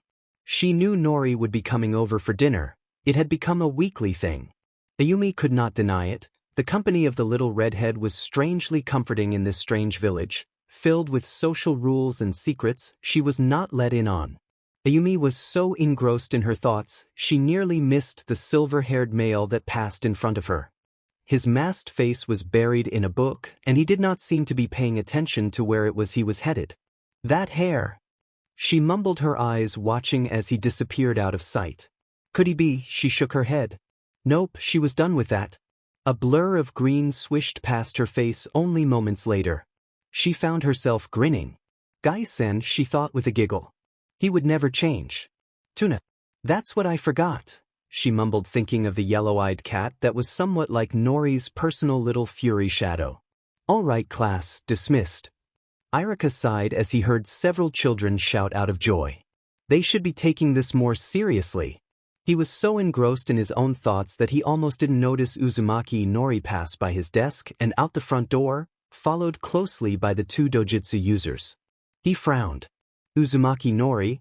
He did not know what to make of her. She was so quiet that if it were not for her vibrant hair color and background he would hardly even notice she was in his class in the first place. To top it off, the girl had above-average intelligence. He would not go as far as to call her a genius like a certain clan was filled with, but she was not far off either. It was on that day that Irika found himself walking along the busy streets of Konoha deeply entertained by his own thoughts. Nori-chan. Irika was snapped out of his thoughts as the loud voice pierced through the air. He turned his head to see a shinobi clan in green spandex lifting up the red-haired Jinchuriki onto his shoulders. Mato Guy? Nori giggled slight as Guy lifted her up. She really shouldn't be surprised as the years went on. Guy got bolder and bolder in showing his affections for his little kohai, nothing perverted of course. To Guy it was almost like have a daughter, or at least a niece. To Nori it was like having the best and goofiest uncle ever. She really loved Guy. Took her a few years, but she could finally say it, to herself, in private, never out loud, because Nori wasn't like that. Youthful kohai, and just where were you off to? Nori grinned. Yumi-san and I have dinner together every Friday. You know that already, senpai. Guy could be so silly. Irika watched the exchange, a weird feeling swimming at the bottom of his stomach. He didn't know what he should be feeling right now. The next day, Irika was seated at his favorite ramen stand, eating a bowl of miso ramen, his thoughts 1,000 miles away from the present. He had tried so hard to ignore Uzumaki Nori, but he just couldn't. She harbored the reason his parents were dead. Every time he looked at her, he remembered how lonely it had been for him growing up. Yet the girl also had nobody, and yet. His thoughts flashed to her smiling face as she was sitting on the shoulders of Mato Guy. She was alone, but she wasn't lonely. Despite all that, there was a shadow of sadness in her eyes, and he could see it if only because he knew from experience what it felt like to have people around you, but no real family. Though, he did not think that was why she was sad. He did not know how to feel about any of that. Nori's head snapped to the window as Akuma casually jumped inside. What, however, drew Nori's attention to this was the other cat following her loyal little shadow inside. The redhead slowly got up to greet Akuma, who happily purred when she rubbed him behind the ears. His little companion, however, seemed reluctant to even approach Nori, opting to hide in a corner. Nori looked the small brown cat over, taking note of the distinctive red bow fastened on one of its ears. Someone's pet? Akuma, did you steal? She paused. She looked over the newcomer closely. Her away, you little Casanova? The cat just titled his head at her, meowing softly. Nori smiled softly before getting up. All right, food it is, she grinned when Akuma released a pleased meow. Sometimes she swore he understood exactly what she said. When she sat the tuna down in front of the two cats, Akuma's friend seemed to find her courage and came to join the feast, but not without shooting Nori suspicious looks. Nori didn't know why, but she had a feeling she was supposed to know who this cat was. She shrugged after a while. Well, it couldn't be too important, right? Shikamaru Nara could be called anything but interested in the rest of the world. But lately there was one thing that picked up his interest, the Uzumaki Uchiha Hyuga trio, but mostly the Uzumaki herself. At first the boy had written her of as another average student, nothing to be concerned about however, lately. Uzumaki Nori was proving to be a lot more than she had originally let on, and that bothered Shikamaru, because he hated to be wrong. It was due to this newfound interest that the lazy Nara boy chose to stalk over to the trio as they were having their break. Nori was happily eating and listening to Hinata and Sasuke discuss, or rather complain about Guy's training methods. Nori was a little sneaky about that. On the outside she pretended she saw no wrong with the way Guy drilled them every day, but on the inside she too thought at times that he was overdoing it. She remembered the first time she trained alongside Guy, way before she became friends with both Hinata and Sasuke. Guy was a SLV driver, but he was also her friend and senpai, so she kept her mouth shut. Besides, it was only for a little while longer, as she heard from Guy, because that man cannot keep his mouth shut about certain things. He was not to be their sensei. Nori was sad about that, but she had expected it. Kakashi it was then. She would be sure to make his life hell in case he chooses to slack off. He would not endanger her friends because of misguided feelings of grief. Body. Ha! Nori looked up as a shadow fell over her. The Nar. Shikamaru, I believe his name is, she thought. Her face didn't display anything apart from slight surprise. On the inside she was curious. Shikamaru and herself, along with her two friends, have never exchanged more than the occasional greeting, and even that was pushing it. What reason did he have to approach them? Play shogi with me? Came the lazily drawn-out question. Nori blinked away her shock. Sasuke was a lot more vocal with his. What do you want? He growled out.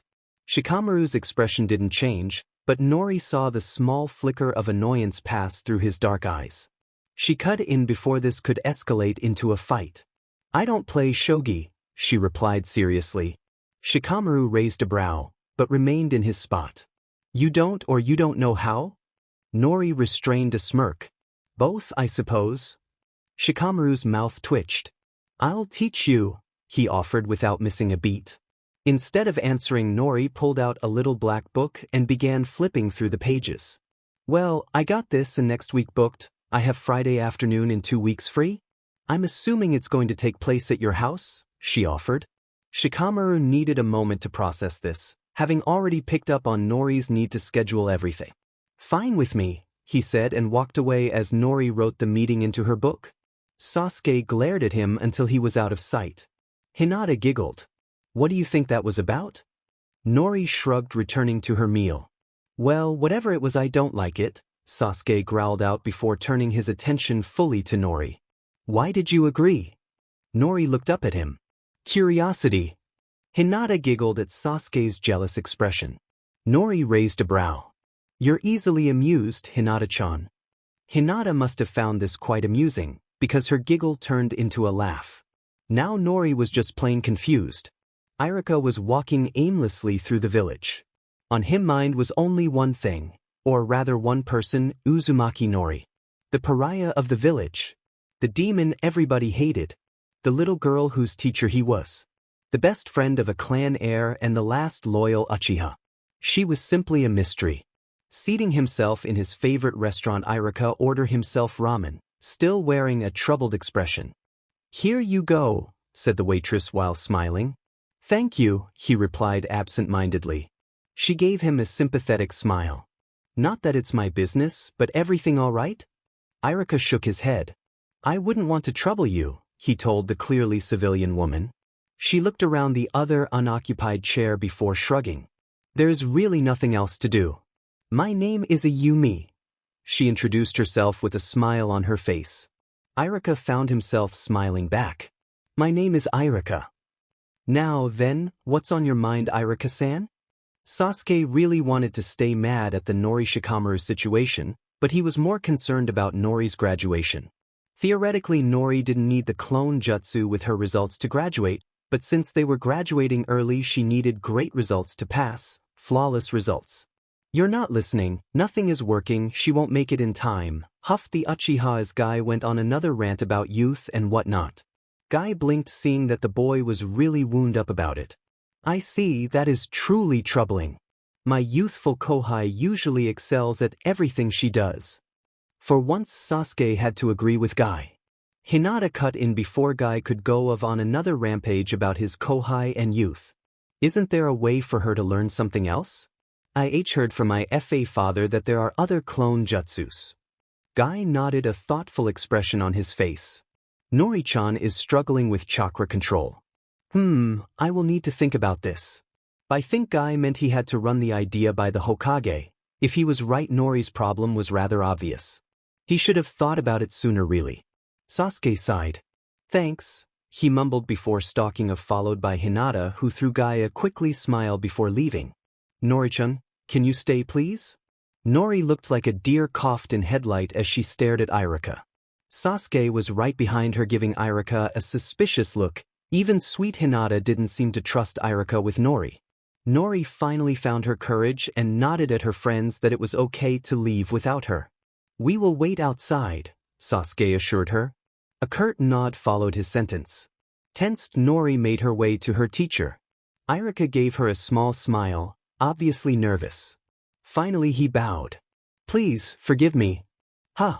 So, Nori-chan, anything interesting happened today? Questioned Yumi as she sat opposite of her.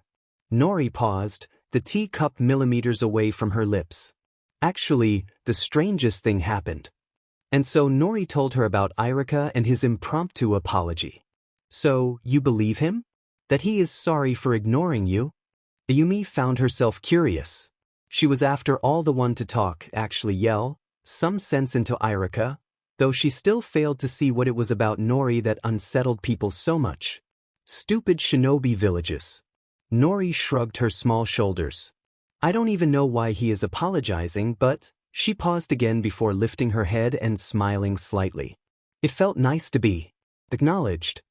2 weeks later, Nori walked through the village, her nose stuck in a book, successfully managing to avoid every obstacle that came in her way without looking up. She was very proud of that accomplishment. She was nowhere near fighting even Genin with a book stuck to her face, but hey, one can dream, right? Early graduation was only a month away. She stopped as she reached her destination, the Nara compound. The Naras were laid back and Nori liked them. They were the kind of smart that didn't make you want to kill them for being know-it-alls. However, some people might argue that it made you want to kill them when they were too lazy to use those smarts to help. Shikamaru's mother was rather overwhelming, but Nori could see the woman meant well. She kind of gushed over them as Shikamaru led her to the back terrace where he had laid out the game. Sorry about that, he said, meaning towards the door where his mother had disappeared from.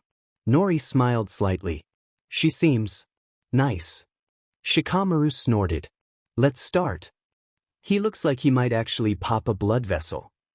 Hinata couldn't restrain her laugh. Sasuke really did look quite mad. Nori had gone to Shikamaru's place despite vehement pleads, more like orders, from Sasuke not to do it. Ino had to admit that while she still harbored a crush on Sasuke, it was fun to watch him get so worked up about Nori meeting other people. It was adorable. If only Sakura would also agree. The pink-haired girl had yet to really warm up to the socially awkward girl. I don't see what's so great about her, Sakura silently fumed as she watched her crush beat the daylight out of a training post. Hinata didn't comment, but she did give Sakura a small sideway glare. Ino, who saw that the situation might actually escalate if she didn't interfere, quickly pulled Sakura away, saying she was hungry and that they should get some food and then come back to watch Sasuke.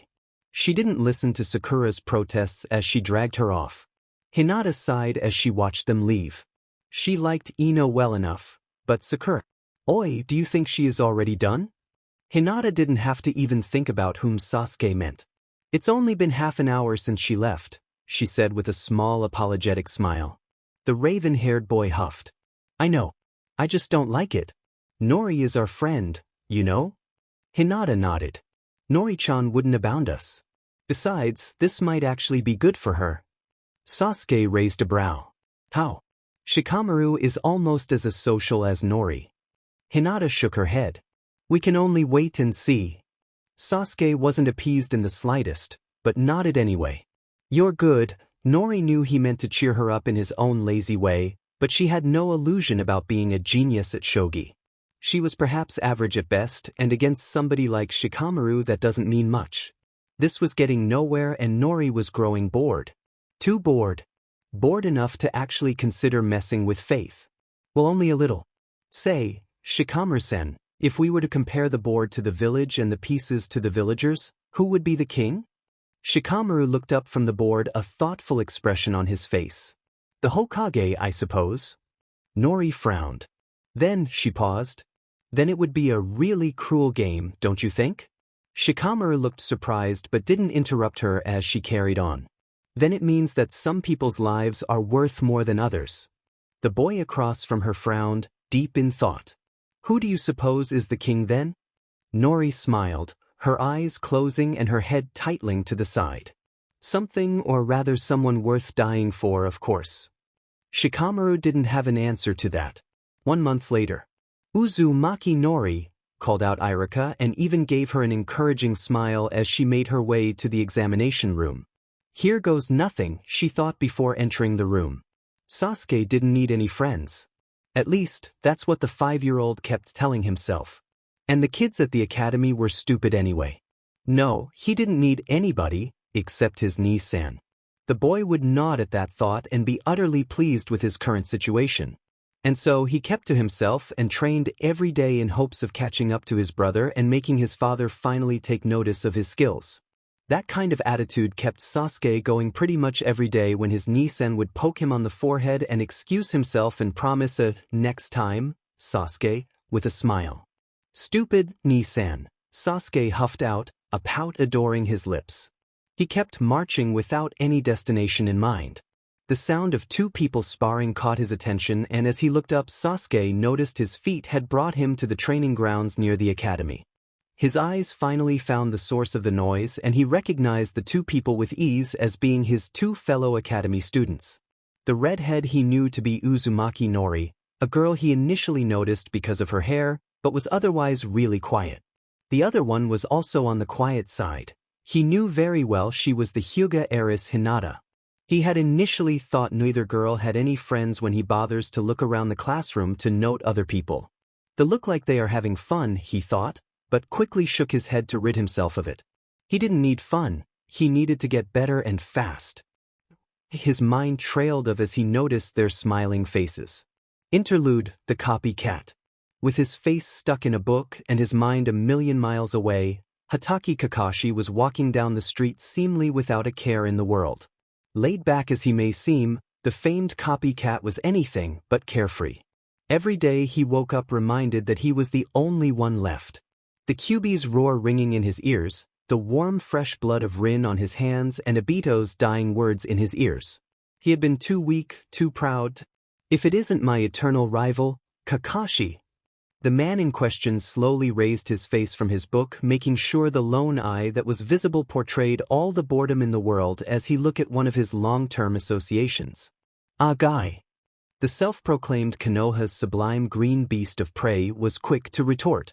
Ah, Kakashi, you with your hip and cool attitude, he cried miserably. Kakashi pretended to look uninterested, but lately Guy's visits have proved to be really informative. Besides, if there was anybody in this village to not have given up on him, it had to be Guy. So maybe Kakashi did tune out the loud man as they scratched that, as he was walking and Guy was following him down the street. People were beginning to stare, but that's always to be expected when you were in Guy's company. He may as well have been sleeping through Guy's speech about youth and whatnot. Had the man not mentioned a name he would rather not have heard for another few years. Kakashi, you have got to come and meet Nori-chan. She is truly a youthful inspiration.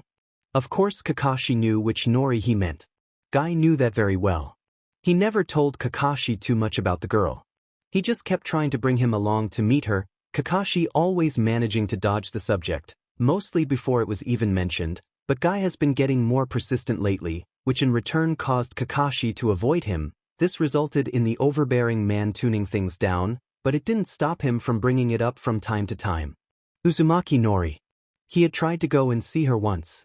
How could he not? She must have been 5 at the time, just before she had entered the academy. Kakashi had tracked her down to an empty training ground. She had been doing warm-ups, nothing heavy. It had been too much. The eyes, he could tolerate, even if it did bring an ache to his chest because they looked just like his. But then he had seen her smile at something, probably a squirrel, it wasn't even important. He had bolted immediately.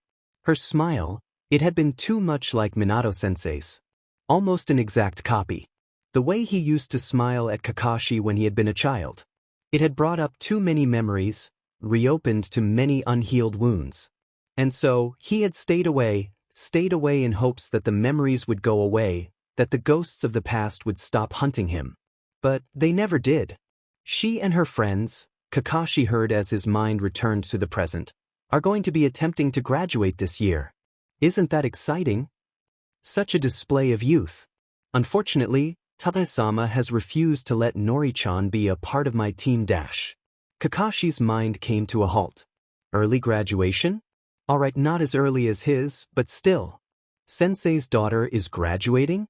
His eyes found the momentum where his sensei's face was carved. The only thing he could hear was his own heart hammering in his chest. He felt as if somebody had poured a bucket of ice water over him and then set him on fire. Sensei's daughter is graduating, kept repeating in his mind like a broken record. Interlude, the Toad Sage. As goofy and stupid as Jiraiya may seem to the average person, he was anything but. Still, the act was useful, Jiraiya couldn't deny that, and as a bonus it was always fun to see people's faces when they figured out how strong he really was. Many would immediately connect his name with either his skills or his famed book series, Ika. Such a hit among the perverts of the world. But Jiraiya didn't mind. Brought in the money, you see. And he enjoyed every aspect of the book writing, especially the research. But rare people would think about that one failed book he had written what seemed like a century ago, about a dream, about a goal. Minato had been the only one to appreciate it. That foolish, idealistic, optimistic boy, no, man, that had given up everything for that dream. He often wondered what she was like. The little girl that was the only thing left of the 4th Hokage. Uzumaki Nori. Jiraiya had only briefly seen her once when she had been a baby. The first thing that struck him was the hair, vibrant red like her mother's, but just as unruly as her father's. The eyes had been Minato's, that was for sure. He often wondered who she had taken after personality vice. Would she been as calm and smart as Minato or as loud and strong-willed as her mother? Maybe a combination of the two? Or maybe she would have her own unique one. A feminine giggle cut through his musings. Time to do his research. He really loved his job. Interlude, the darkness of the shinobi. Shimura Danzo could be considered many things. Most saw him as the elder, a person of respect and authority. Rare saw him for what he truly was, the founder and leader of Root, a true reminder of what lurks beneath the system of shinobi, pure darkness. Danzo strived towards only one goal: protecting Konoha. As honorable as that goal may seem, over the year Danzo has managed to twist it with his dark ideas of protection, convincing himself that every unmoral move he made to archive his goal was justified and that the only way to ultimately archive it was to become Hokage himself. But until Hiruzen was out of the way, he would watch over Konoha from the shadows, protecting the roots of the great tree, holding the leaves. Lately something was threatening the peace of Konoha. The security he had built was trembling, and all because of a killing machine disguised as a red-haired child. Uzumaki Nori was like a thorn in his side, a thorn he wanted to rip out, sharpen and jab it into his enemy's sides. Not only was she way too intelligent to let her rot in the academy when he could have already made her a usable weapon for Konoha's security, no, she had to go and befriend the Hyuga heiress, which meant Danzo could not approach her without alarming the current head of the Hyuga clan. A man Danzo would rather avoid if the circumstances allowed it. Then, to make matters so much worse, the whole Uchiha fiasco had happened, and Itachi made it adamantly clear that no one, which in translation meant him, was to approach his little brother and by extension Uzumaki Nori. But Danzo was nothing if not patient. He could wait, and when the moment came, Uzumaki Nori would be coming to him. Kurama didn't know what to make of the ball of flesh that he had been sealed into. She felt nothing. Nothing. The little flesh ball was so apathetic towards everything. It irked Kurama to no end. Why didn't she ever get angry? Why did the human have to be so calm all the time? How would she ever draw on his chakra when she refused to get angry? Come to think of it, she barely drew on her own chakra. It was almost like she was afraid of it. Wait, no, that would require her to feel something. In this small prison, Kurama was biding his time until he could escape this hell. For years the little flesh ball would barely communicate with the other flesh ball, always acting calm and collected, despite the ignorance of the others, which isolated the girl nearly completely. The first instance of any strong emotion Kurama had felt from the girl draw him to look through the human's eyes to see what it was about. The eyes that greeted the demon would have unsettled him had Kurama been a lesser being. Pupilless, lavender, Hyuga. But the small panic the girl felt initially faded as quickly as it came. Kurama just grew angrier at his flesh prison because of that. Nonetheless, Kurama continued to leak small portions of his chakra into the flesh ball, hoping that one day it would be enough to finally break free. Present day. Two newly graduated genin were sitting in front of the academy waiting for their friend to come out. Sasuke was most displeased with the waiting game, having never been too patient before in his life. "When is she coming out?" he grumbled, feet kicking imaginary obstacles on the ground. Hinata gave him an exasperated sigh. Sasuke was her friend, sure, but they were both friends only because they both liked Nori. In fact, Hinata knew Sasuke wouldn't bother socializing with her if it weren't for Nori, and the feeling was quite mutual. They both got along much better when Nori was present. However, for the redhead's sake, Hinata would put up with any of Sasuke's more colorful moods. "Any minute now," Hinata said in a vain attempt to placate the Uchiha. Uzumaki Nori wasn't at all worried about passing the exam. After all, Guy had taught her the shadow clone jutsu, which she could now perform without many issues. Irika had no problem handing her a headband with a metal plate carrying the leaf symbol after a small demonstration of her skills. Mizuki wanted to protest, but his excuses were weak and flimsy. Nori could tell the man was nervous. Clearly, he had thought that something else entirely would happen. What? Nori did not know. "You made it," Sasuke breathed as Nori exited the examination room carrying the headband in her hands, looking quite at a loss as what to do with it. She looked up at him before frowning. There was doubt? Because Guy Semp dash, Sasuke cut off her rant with a hand across her mouth. He did not want to hear any more about her beloved Guy Senpai. The man was a menace. "Not what I meant," he said in explanation, already used to Nori's inability to understand social cues. Hinata smiled from beside Sasuke, her headband already around her neck. Nori frowned at it. "You do know those are supposed to reflect stray kunai, I think, at least." They never made the purpose quite clear. Her eyebrows pulled together in thought. "Either way, wouldn't it get in the way so loosely tied around your neck like a collar? You move a lot when you do taijutsu, it's just gonna start swinging around and hit you in the chin, or worse, come undone and distract you." Hinata frowned, touching the headband with her fingers. She clearly hadn't thought about it.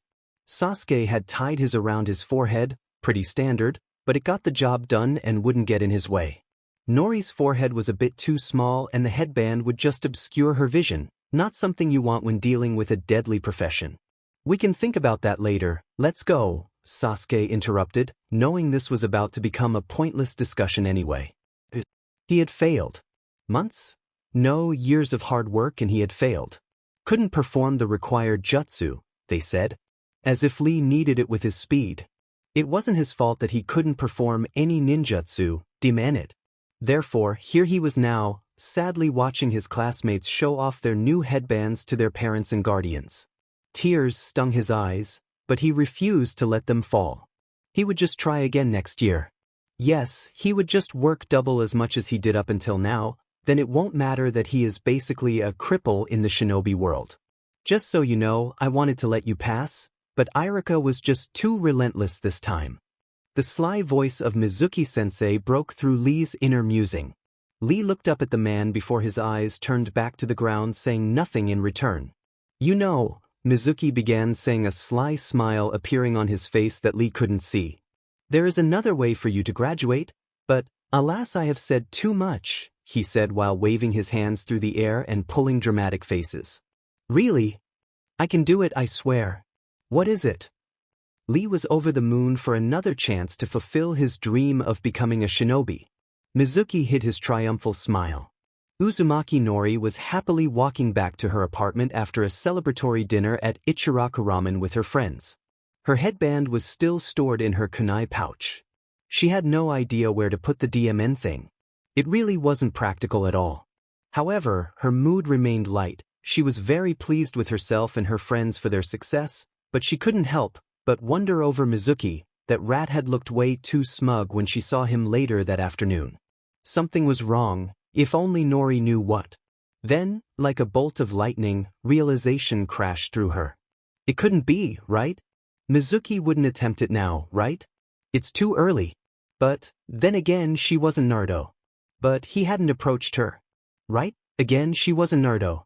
However, if he didn't approach her, who did he manage to trick?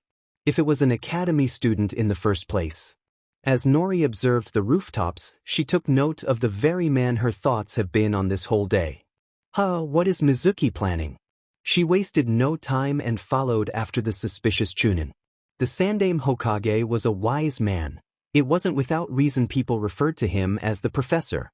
So naturally when ANBU reported an academy student sneaking into the restricted section of the Hokage Tower, Sarutobi knew there was something more behind it. He had known that they had a mole somewhere in the village. What hidden village didn't have them? No, the problem wasn't having a mole.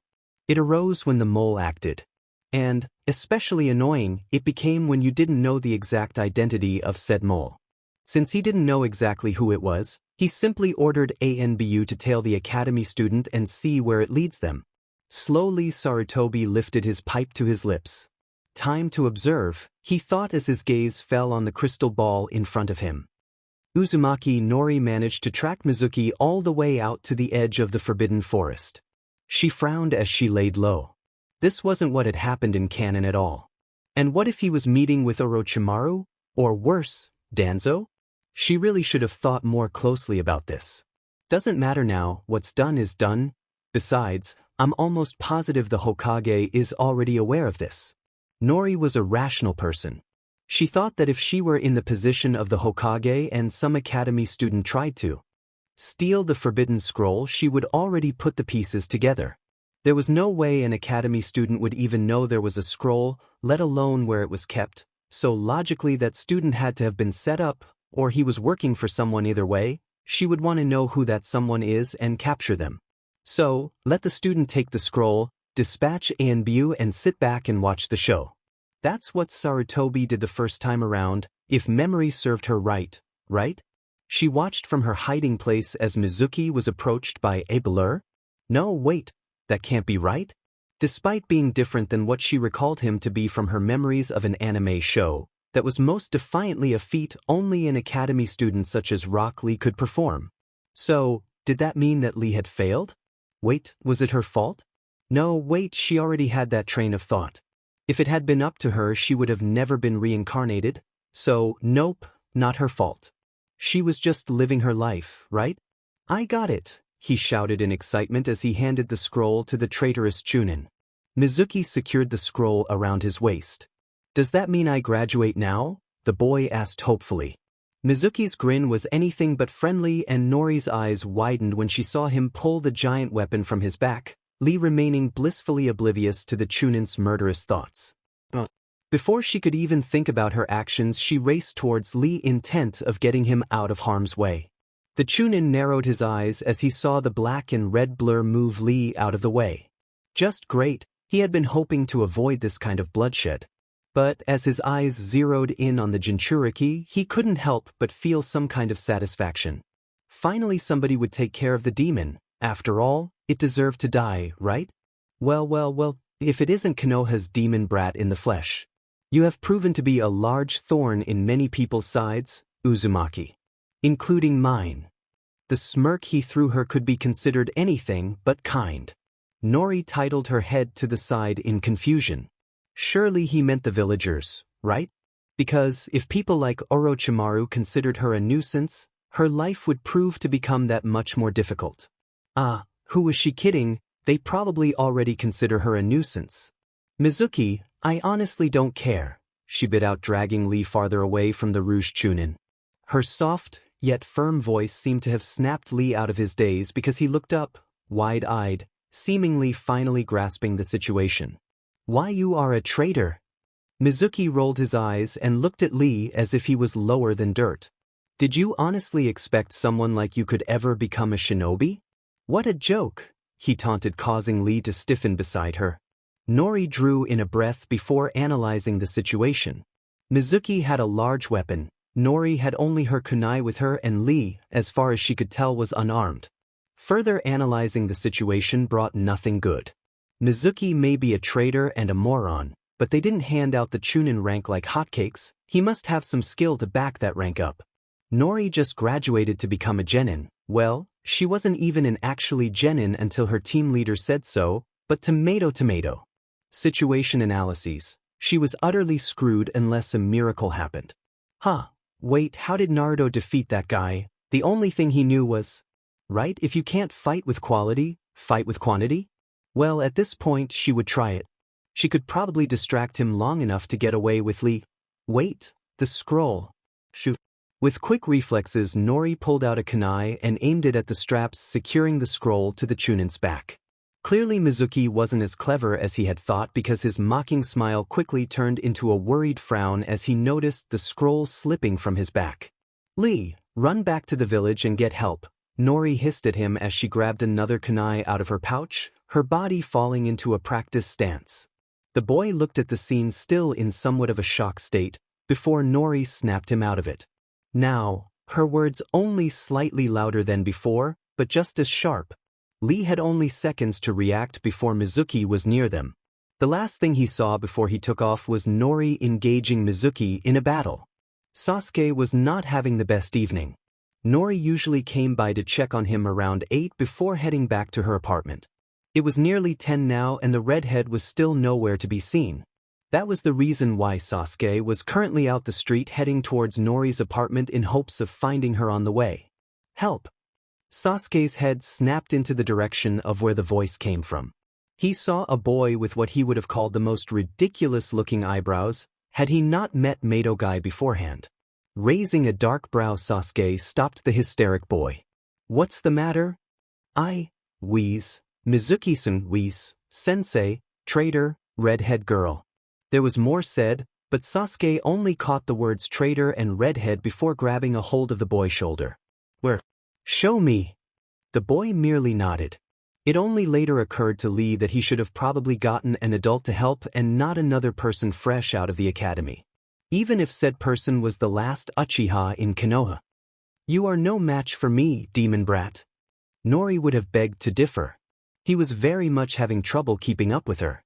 He was also getting antsy. The longer she stalled him, the more of a chance Enbyu had of finding them. Nori-chan.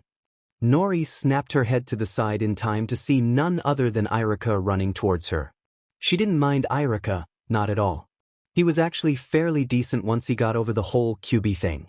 But she would have been happier to see a swarm of Enbyu instead of him any day. Sensei, the scroll. She shouted, pointing at the discarded item. Irika ignored her.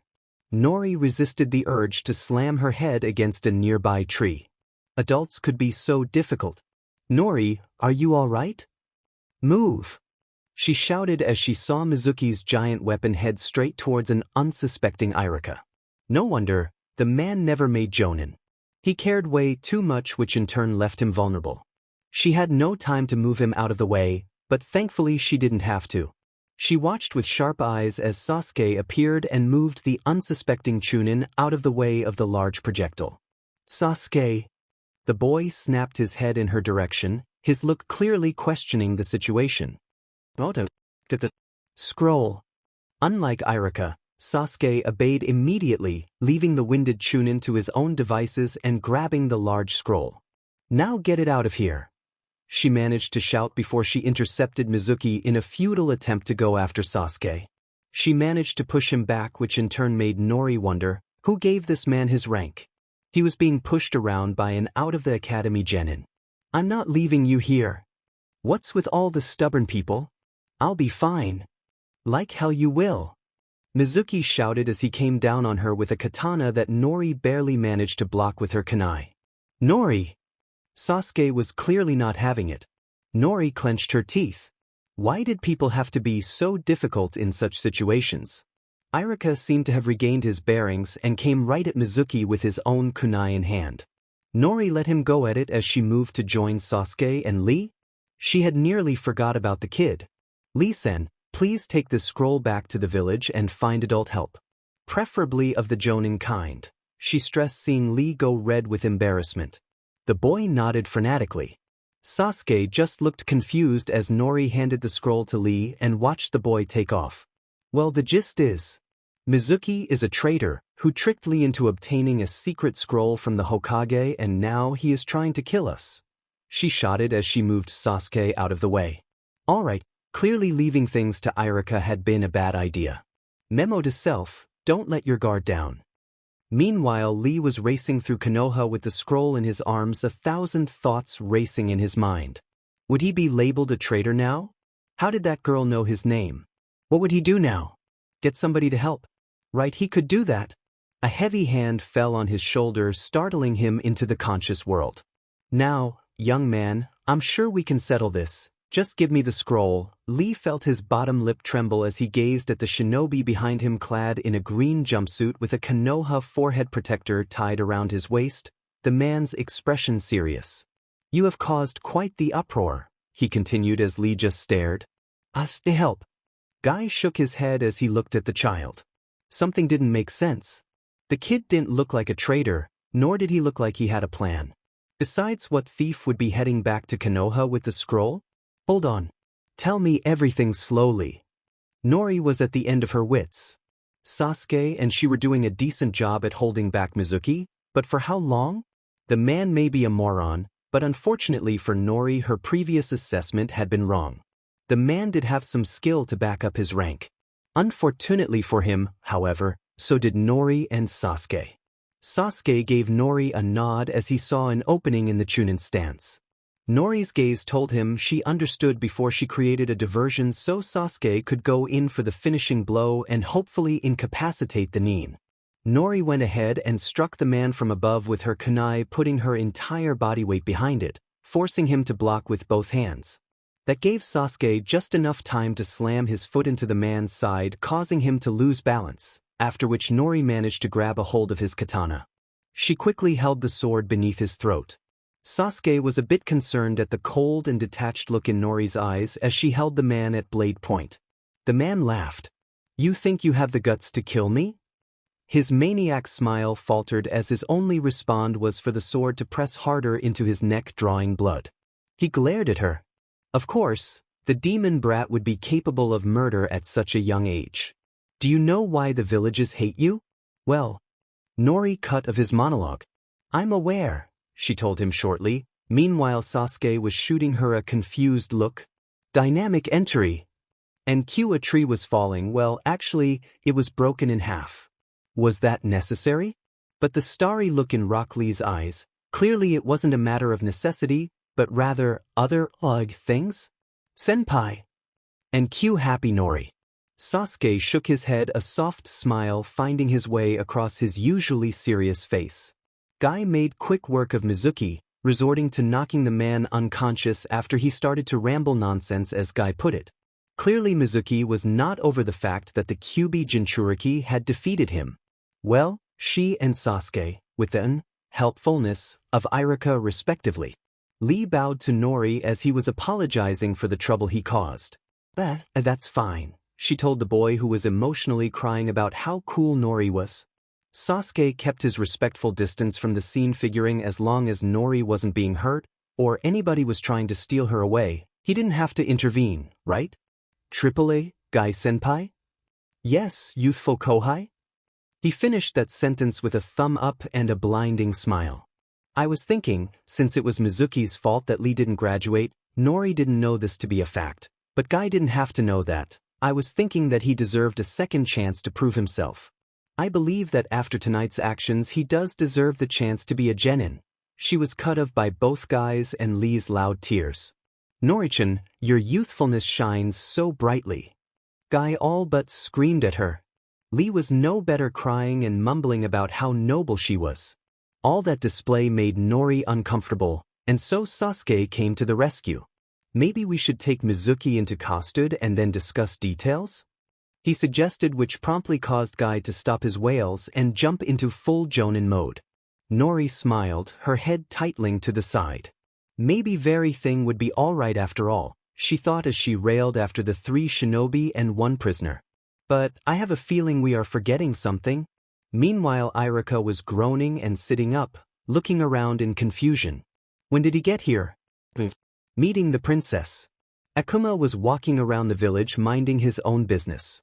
His human wasn't currently available and Akuma found himself terribly bored. His little human was a good human. He had his suspicions about her in the beginning, especially because of the strange, faint fox smell. But as time went on he found he liked the little human's company, and it was a bonus that she fed him too. He nodded to himself. He had trained his human well. If only his human didn't insist on having other stupid humans around. Wasn't he enough? He especially didn't like the small male one, with the dark fur on top his hairless body. He heard stories about such a human. Akuma was fairly sure that it was the same human that cats told their kittens about.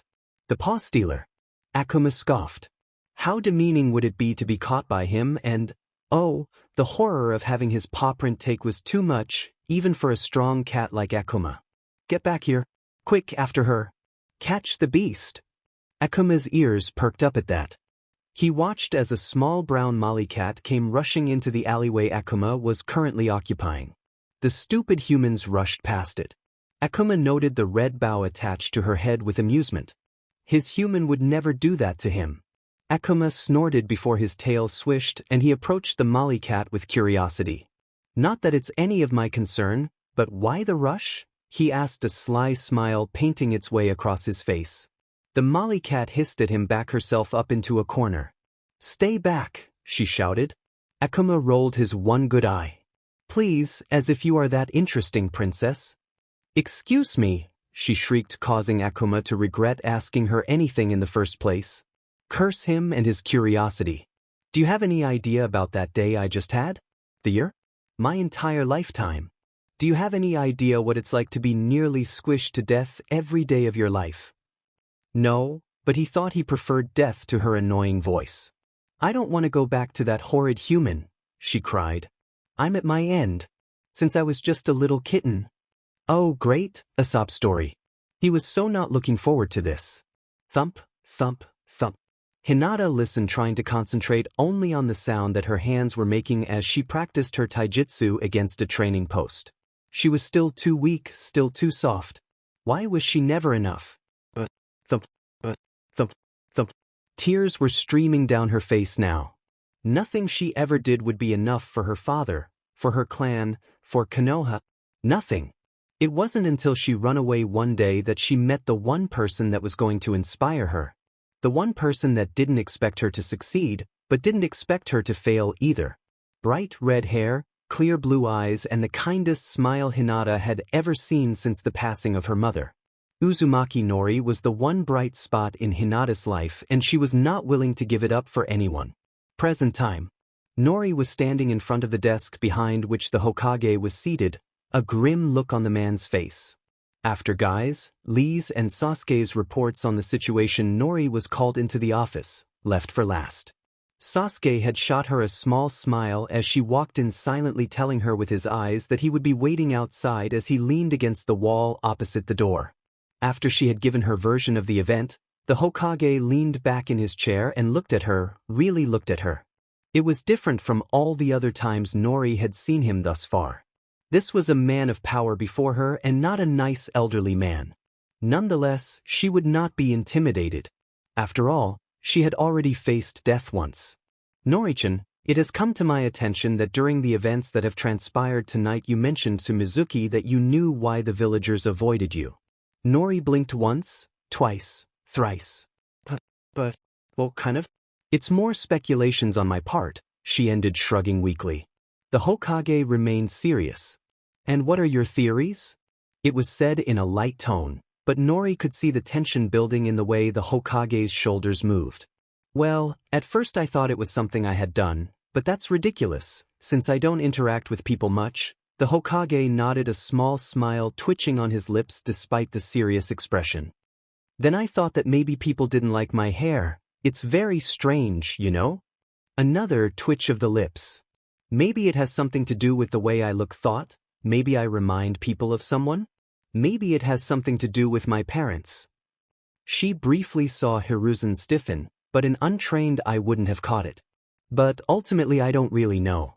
I guess what I'm trying to say is, Mizuki was saying he knew, but he is also a traitor who was looking for a distraction so he could get away. Anything he had to say I wouldn't have listened to anyway. Besides, I don't really care what the villagers think of me, or why they avoid me. The Hokage raised a brow. And why is that? Nori shrugged before smiling softly as she glanced at the door behind which she knew Sasuke was waiting. I have friends and people who care about me and whom I care about. If there is one thing I know for sure, then it's that you can never please everybody, so why bother trying?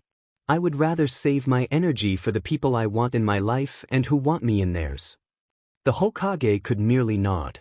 Uzumaki Nori, not even grown up, and yet he knew without a doubt that if Nori wanted to do so she could change the world, but it was obvious that Nori was mature enough to know that just because you changed it, it doesn't mean it's necessarily changed for the better.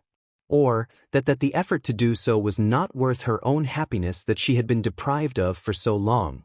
The following week. Congratulations, a lazy voice spoke up, stopping Nori on her way to the academy for team assignments. Looking to the side, she was greeted by Shikamaru's droopy gaze as he observed her. Once she realized what he was looking for, she smiled that soft smile of hers, with her eyes closed and her head titled to the side. Shikamaru found himself smiling slightly despite himself. Nori had that effect on him. It's rather impractical to wear because my forehead is too small and anywhere else I'm not used to extra equipment. Shikamaru nodded. You could always remove the plate and place it somewhere on your clothes, he suggested. Nori blinked fast a few times, which Shikamaru came to associate with her being surprised. AAA, that's a good idea, I will look into that. The Nara nodded. Don't let me hold you up any more than I already have. You are getting teams assigned. Nori nodded. Yes, but it's just a formality. We already know our team, we are just getting a sensei assigned. It didn't take a genius to know that we included Uchiha and Hyuga. But when you make the time, come play shogi with me? Another of Nori's trademark smiles came as she answered with a small yes. See you then. Shikamaru watched her walk away. Sasuke was ready to jump out of his skin if Nori was even a second later than she had said she would arrive. Hinata briefly wondered whether that had anything to do with what happened to his family. She wasn't blind. Sasuke clung to Nori like a lifeline. He barely at all interacted with anybody else aside for Nori and her. It couldn't be healthy, even Nori could see that. She had once voiced her concern for the Uchiha to Hinata, but the Hyuga didn't know how to help. Hinata breathed out a sigh of relief when she spotted the trademark red hair. Sasuke was meanwhile already on the move to intercept the girl. However, before Sasuke could even say a single word, a green blur swished past him and stopped directly in front of the redhead. Most youthful Nori-chan, it is a pleasure to see you again so soon. I must thank you for your kind words. If it hadn't been for you, I would not have managed to graduate. Sasuke cut him off by pushing himself between the two. Nori, you're late, he said, but his tone held that curiosity that demanded an explanation. Nori smiled. I met Shikamaru-san on the way. Nori failed to see Sasuke's scoff at the mention of the Nara since her eyes were closed. Never mind, let's go, he mumbled before taking her hand and dragging her towards the academy. Hinata followed with a sigh, leaving behind a confused Lee, before he too realized that he was going to be late for team assignments if he didn't hurry. And concluding, Team 11 will be Hyuga Hinata, Uchiha Sasuke, and Uzumaki Nori. Your sensei will be Hatake Kakashi. Nori smiled despite herself, and from the corner of her eyes, she could see her two friends doing the same. Now please wait here, Your sensei will be collecting you shortly. Nori was unsure about that part. Half an hour later, Hinata was getting annoyed, which most certainly meant Sasuke was already annoyed. Nori, meanwhile, was looking through her planner trying to decide whether ditching Kakashi for her usual routine would be too much hassle for her future shinobi career. It probably would be. Where is he? Sasuke demanded while slamming his hand down on his desk in irritation. Nori titled her head to the side before shrugging. Probably at the memorial stone, she said. Sasuke's head snapped to her. How do you know that? Nori shrugged again, but was slightly irritated that she still had not concluded whether abandoning Kakashi's training would be terrible for their Team 11's careers. It's fairly simple to get to such information when you know the right people. By right people, Nori meant Guy. Guy, for all his good nature and bright attitude, couldn't keep anything to himself, unless it was an S-rank secret. Let's go and get him then, Sasuke said, already walking towards the door. Wait, while we are going I have some information that may be important. Nori smiled before swinging her feet and getting off the table. Hinata only needed a moment before following her friends. Target sighted, Nori thought as they approached the memorial stone. That's him. Sasuke could not sound less impressed as he spotted the tall man with spiked silver hair leaning against a tree near the memorial stone, reading a book. He didn't show up because of a book. Look, it was possible to sound less impressed. Maybe he wanted us to find him? Hinata feebly suggested. Nori shook her head. No, he does this thing where he is always late. I think it's to drive people up a wall. Oh look, he spotted us. Ma. The man had on what Team 11 could only guess was a friendly smile on his face. Really, with that mask obscuring half of it, anything was possible. Team 11, I'm presuming? Nori narrowed her eyes. Please, by now he must have read and memorized all the files that are to be found on us. He may act like a moron, but that, unfortunately, doesn't make him one. At their nod, he continued. First time a team tracked me down. Well, there is a first time for everything. Now then, since we are all here, why don't we have our introductions here? Copycat, earlier that same day. Itachi Kakashi was said to be many things. Lazy, apathetic, traumatized, but he was not a coward. That redhead, however, might prove him wrong. Uzumaki Nori was no normal child. Kakashi had concluded that much. Was she a prodigy like him? Possibly. Though if she was, Kakashi had no real graspable proof. Neatly folded clothes, does her own laundry. Shabby, old furniture, but not a speck of dust anywhere. Dishes were also clean and left to dry. She cleans, regularly too. Her fridge was lined with fresh food and some leftovers which were preserved for later use. This apartment would be nothing short of ordinary if it were the apartment of a seasoned jonin. But Uzumaki Nori was an orphan, who has lived by herself for what he knew to be several years now. How had she acquired this type of discipline and domestic skills then? The orphanage? Possibly. Still something nagged at the back of his mind. Reminds you of someone? The Hokage asked him as he sat down on the worn-out sofa in the living room. Kakashi said nothing. Of course he could tell that the pattern reminded of Kakashi's own childhood. He really had grown up too soon. The next apartment they visited was equally Spartan in decor as Nori's, but had far nicer furniture, not to mention the location. The home of the last loyal Uchiha. Now, Sasuke's orderly nature was understandable. This was certainly the doing of Uchiha Fugaku's upbringing.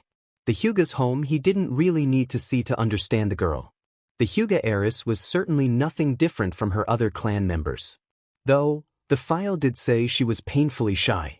Anyway, she was uninteresting all things considered.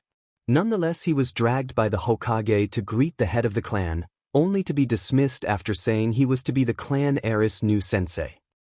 Interesting development. It seemed Hayashi had no real concern for Hinata's safety past the unprotected Byakugan. It was something to be kept in his memory for later. Later that day, the Beto Rin, since I'm getting a new team. I'm supposed to be their sensei? He had probably spent way too much time near the stone, but at this point he didn't care. The brats could wait. This was more important. They were more important. He sensed them before he saw them coming. Interesting.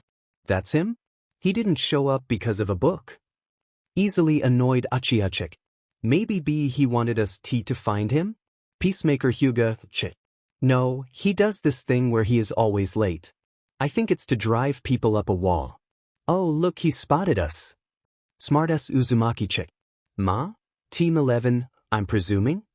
Nori narrowed her eyes. Kakashi didn't miss it. At their nod he continued. First time a team tracked me down. Well, there is a first time for everything. Now then, since we are all here, why don't we have our introductions here? After bringing them to the training field where he planned to give them their test tomorrow, he leaned against a tree and stared at the 3 not yet genin in front of him. His gaze purposefully avoided the eyes of the redhead. So, how about introductions? You know, your likes, dislikes, hobbies, dreams for the future. By this point Sasuke had had enough and was about to snap at their new sensei before Nori intervened. We already know everything about one another and I'm sure the academy has provided you with our files. I fail to see how our likes or dislike or dreams play a role in us being shinobi. Sasuke nodded in agreement, whereas Hinata wasn't sure whether to be exasperated at Nori or their new sensei. Ma, Kakashi closed his eye in the mockery of a smile. How about I start then? He said, completely ignoring Nori's point, which infuriated Sasuke more than the redhead. My name's is Hatake Kakashi. Things I like and things I hate, I don't feel like telling you that. My dreams for the future, never really thought about it. As for my hobbies, I have lots of hobbies. He said this all in an Eve voice, sounding about as serious as you would expect. When they didn't react he sighed. How about this? Since you all seem to know one another, how about you introduce each other? His fake enthusiasm wasn't fooling anybody. But Kakashi knew how to pick his victims. You, he said, pointing towards Hinata, who suddenly looked like she wanted to be anywhere but here. Why don't you tell me something about your male teammate? Ah, she looked towards Sasuke, who gave her an encouraging nod. His name is Sasaku Uchiha. He likes tomatoes and training? She looked towards his, and at his nod she grew more confident. He dislikes people who are annoying. His hobbies include keeping track of Nori dash. Sasuke had the decency to blush at that one. As for his dreams for the future dash, she looked at him, this time seeking permission. Sasuke gave it non-verbally. To find a certain man. She left it at that. Oh, thank you. Then how about Suk, introduce your redhead teammate to me. Sasuke glared, but complied at Nori's gentle shove. Her name is Uzumaki Nori. She likes cats and schedules. She dislikes someone interrupting her schedule. Her hobbies are training and making schedules. And her dream for the future is to travel the world.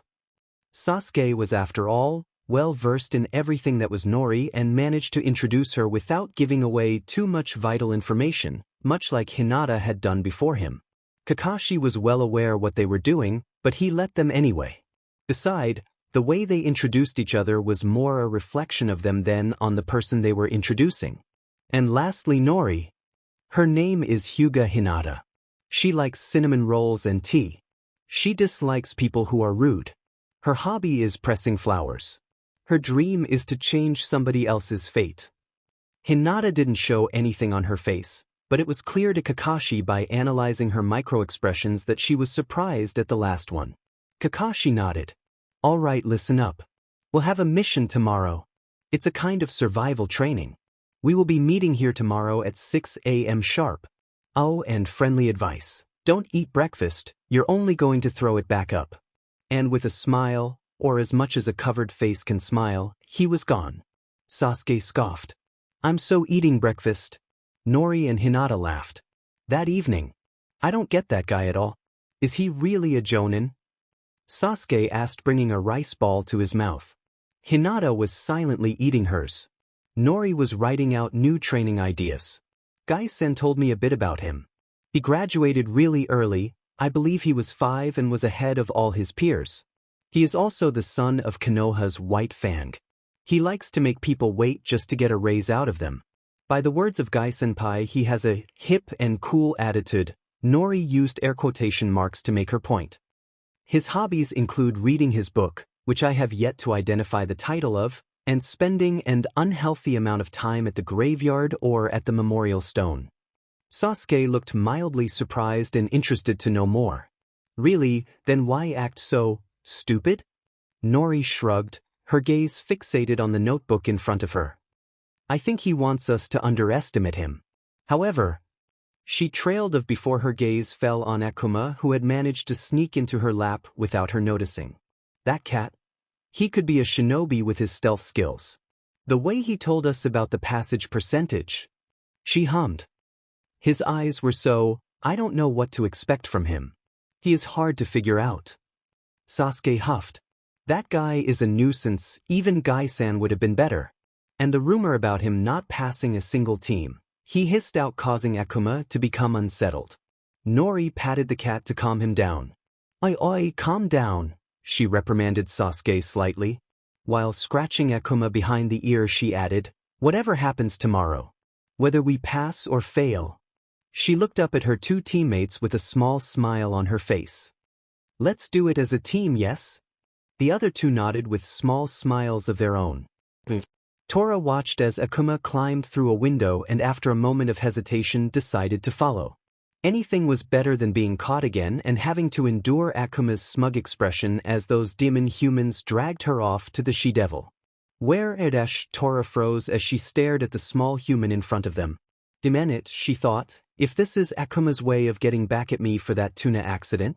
Her thoughts were cut off as she saw the human's face shift into a smile. The human said something at which Akuma answered with yes, before the human girl disappeared into another room. Tora turned an inquisitive look in Akuma's direction, who only gave her a smug smile in return. When the human returned, she was carrying a plate in her hands and the smell of it made Tora's mouth water, but the small brown cat was way too cautious to even dare approach. She had been caught in such a trap before. Never trust humans. She saw Akuma roll his good eye at her before approaching the plate, saying a quick, thanks, which Tora doubted the human even understood, so she didn't get why Akuma was even speaking to it. Come on, princess, said the one-eyed cat in a mocking tone, the fish is dead. It won't bite. Tora snorted before cautiously moving towards the plate. She couldn't deny that the fish did smell good. Well, beggars can't be choosers. Akuma sure chose a weird human, though nobody can be worse than her. A shudder passed over Tora's back.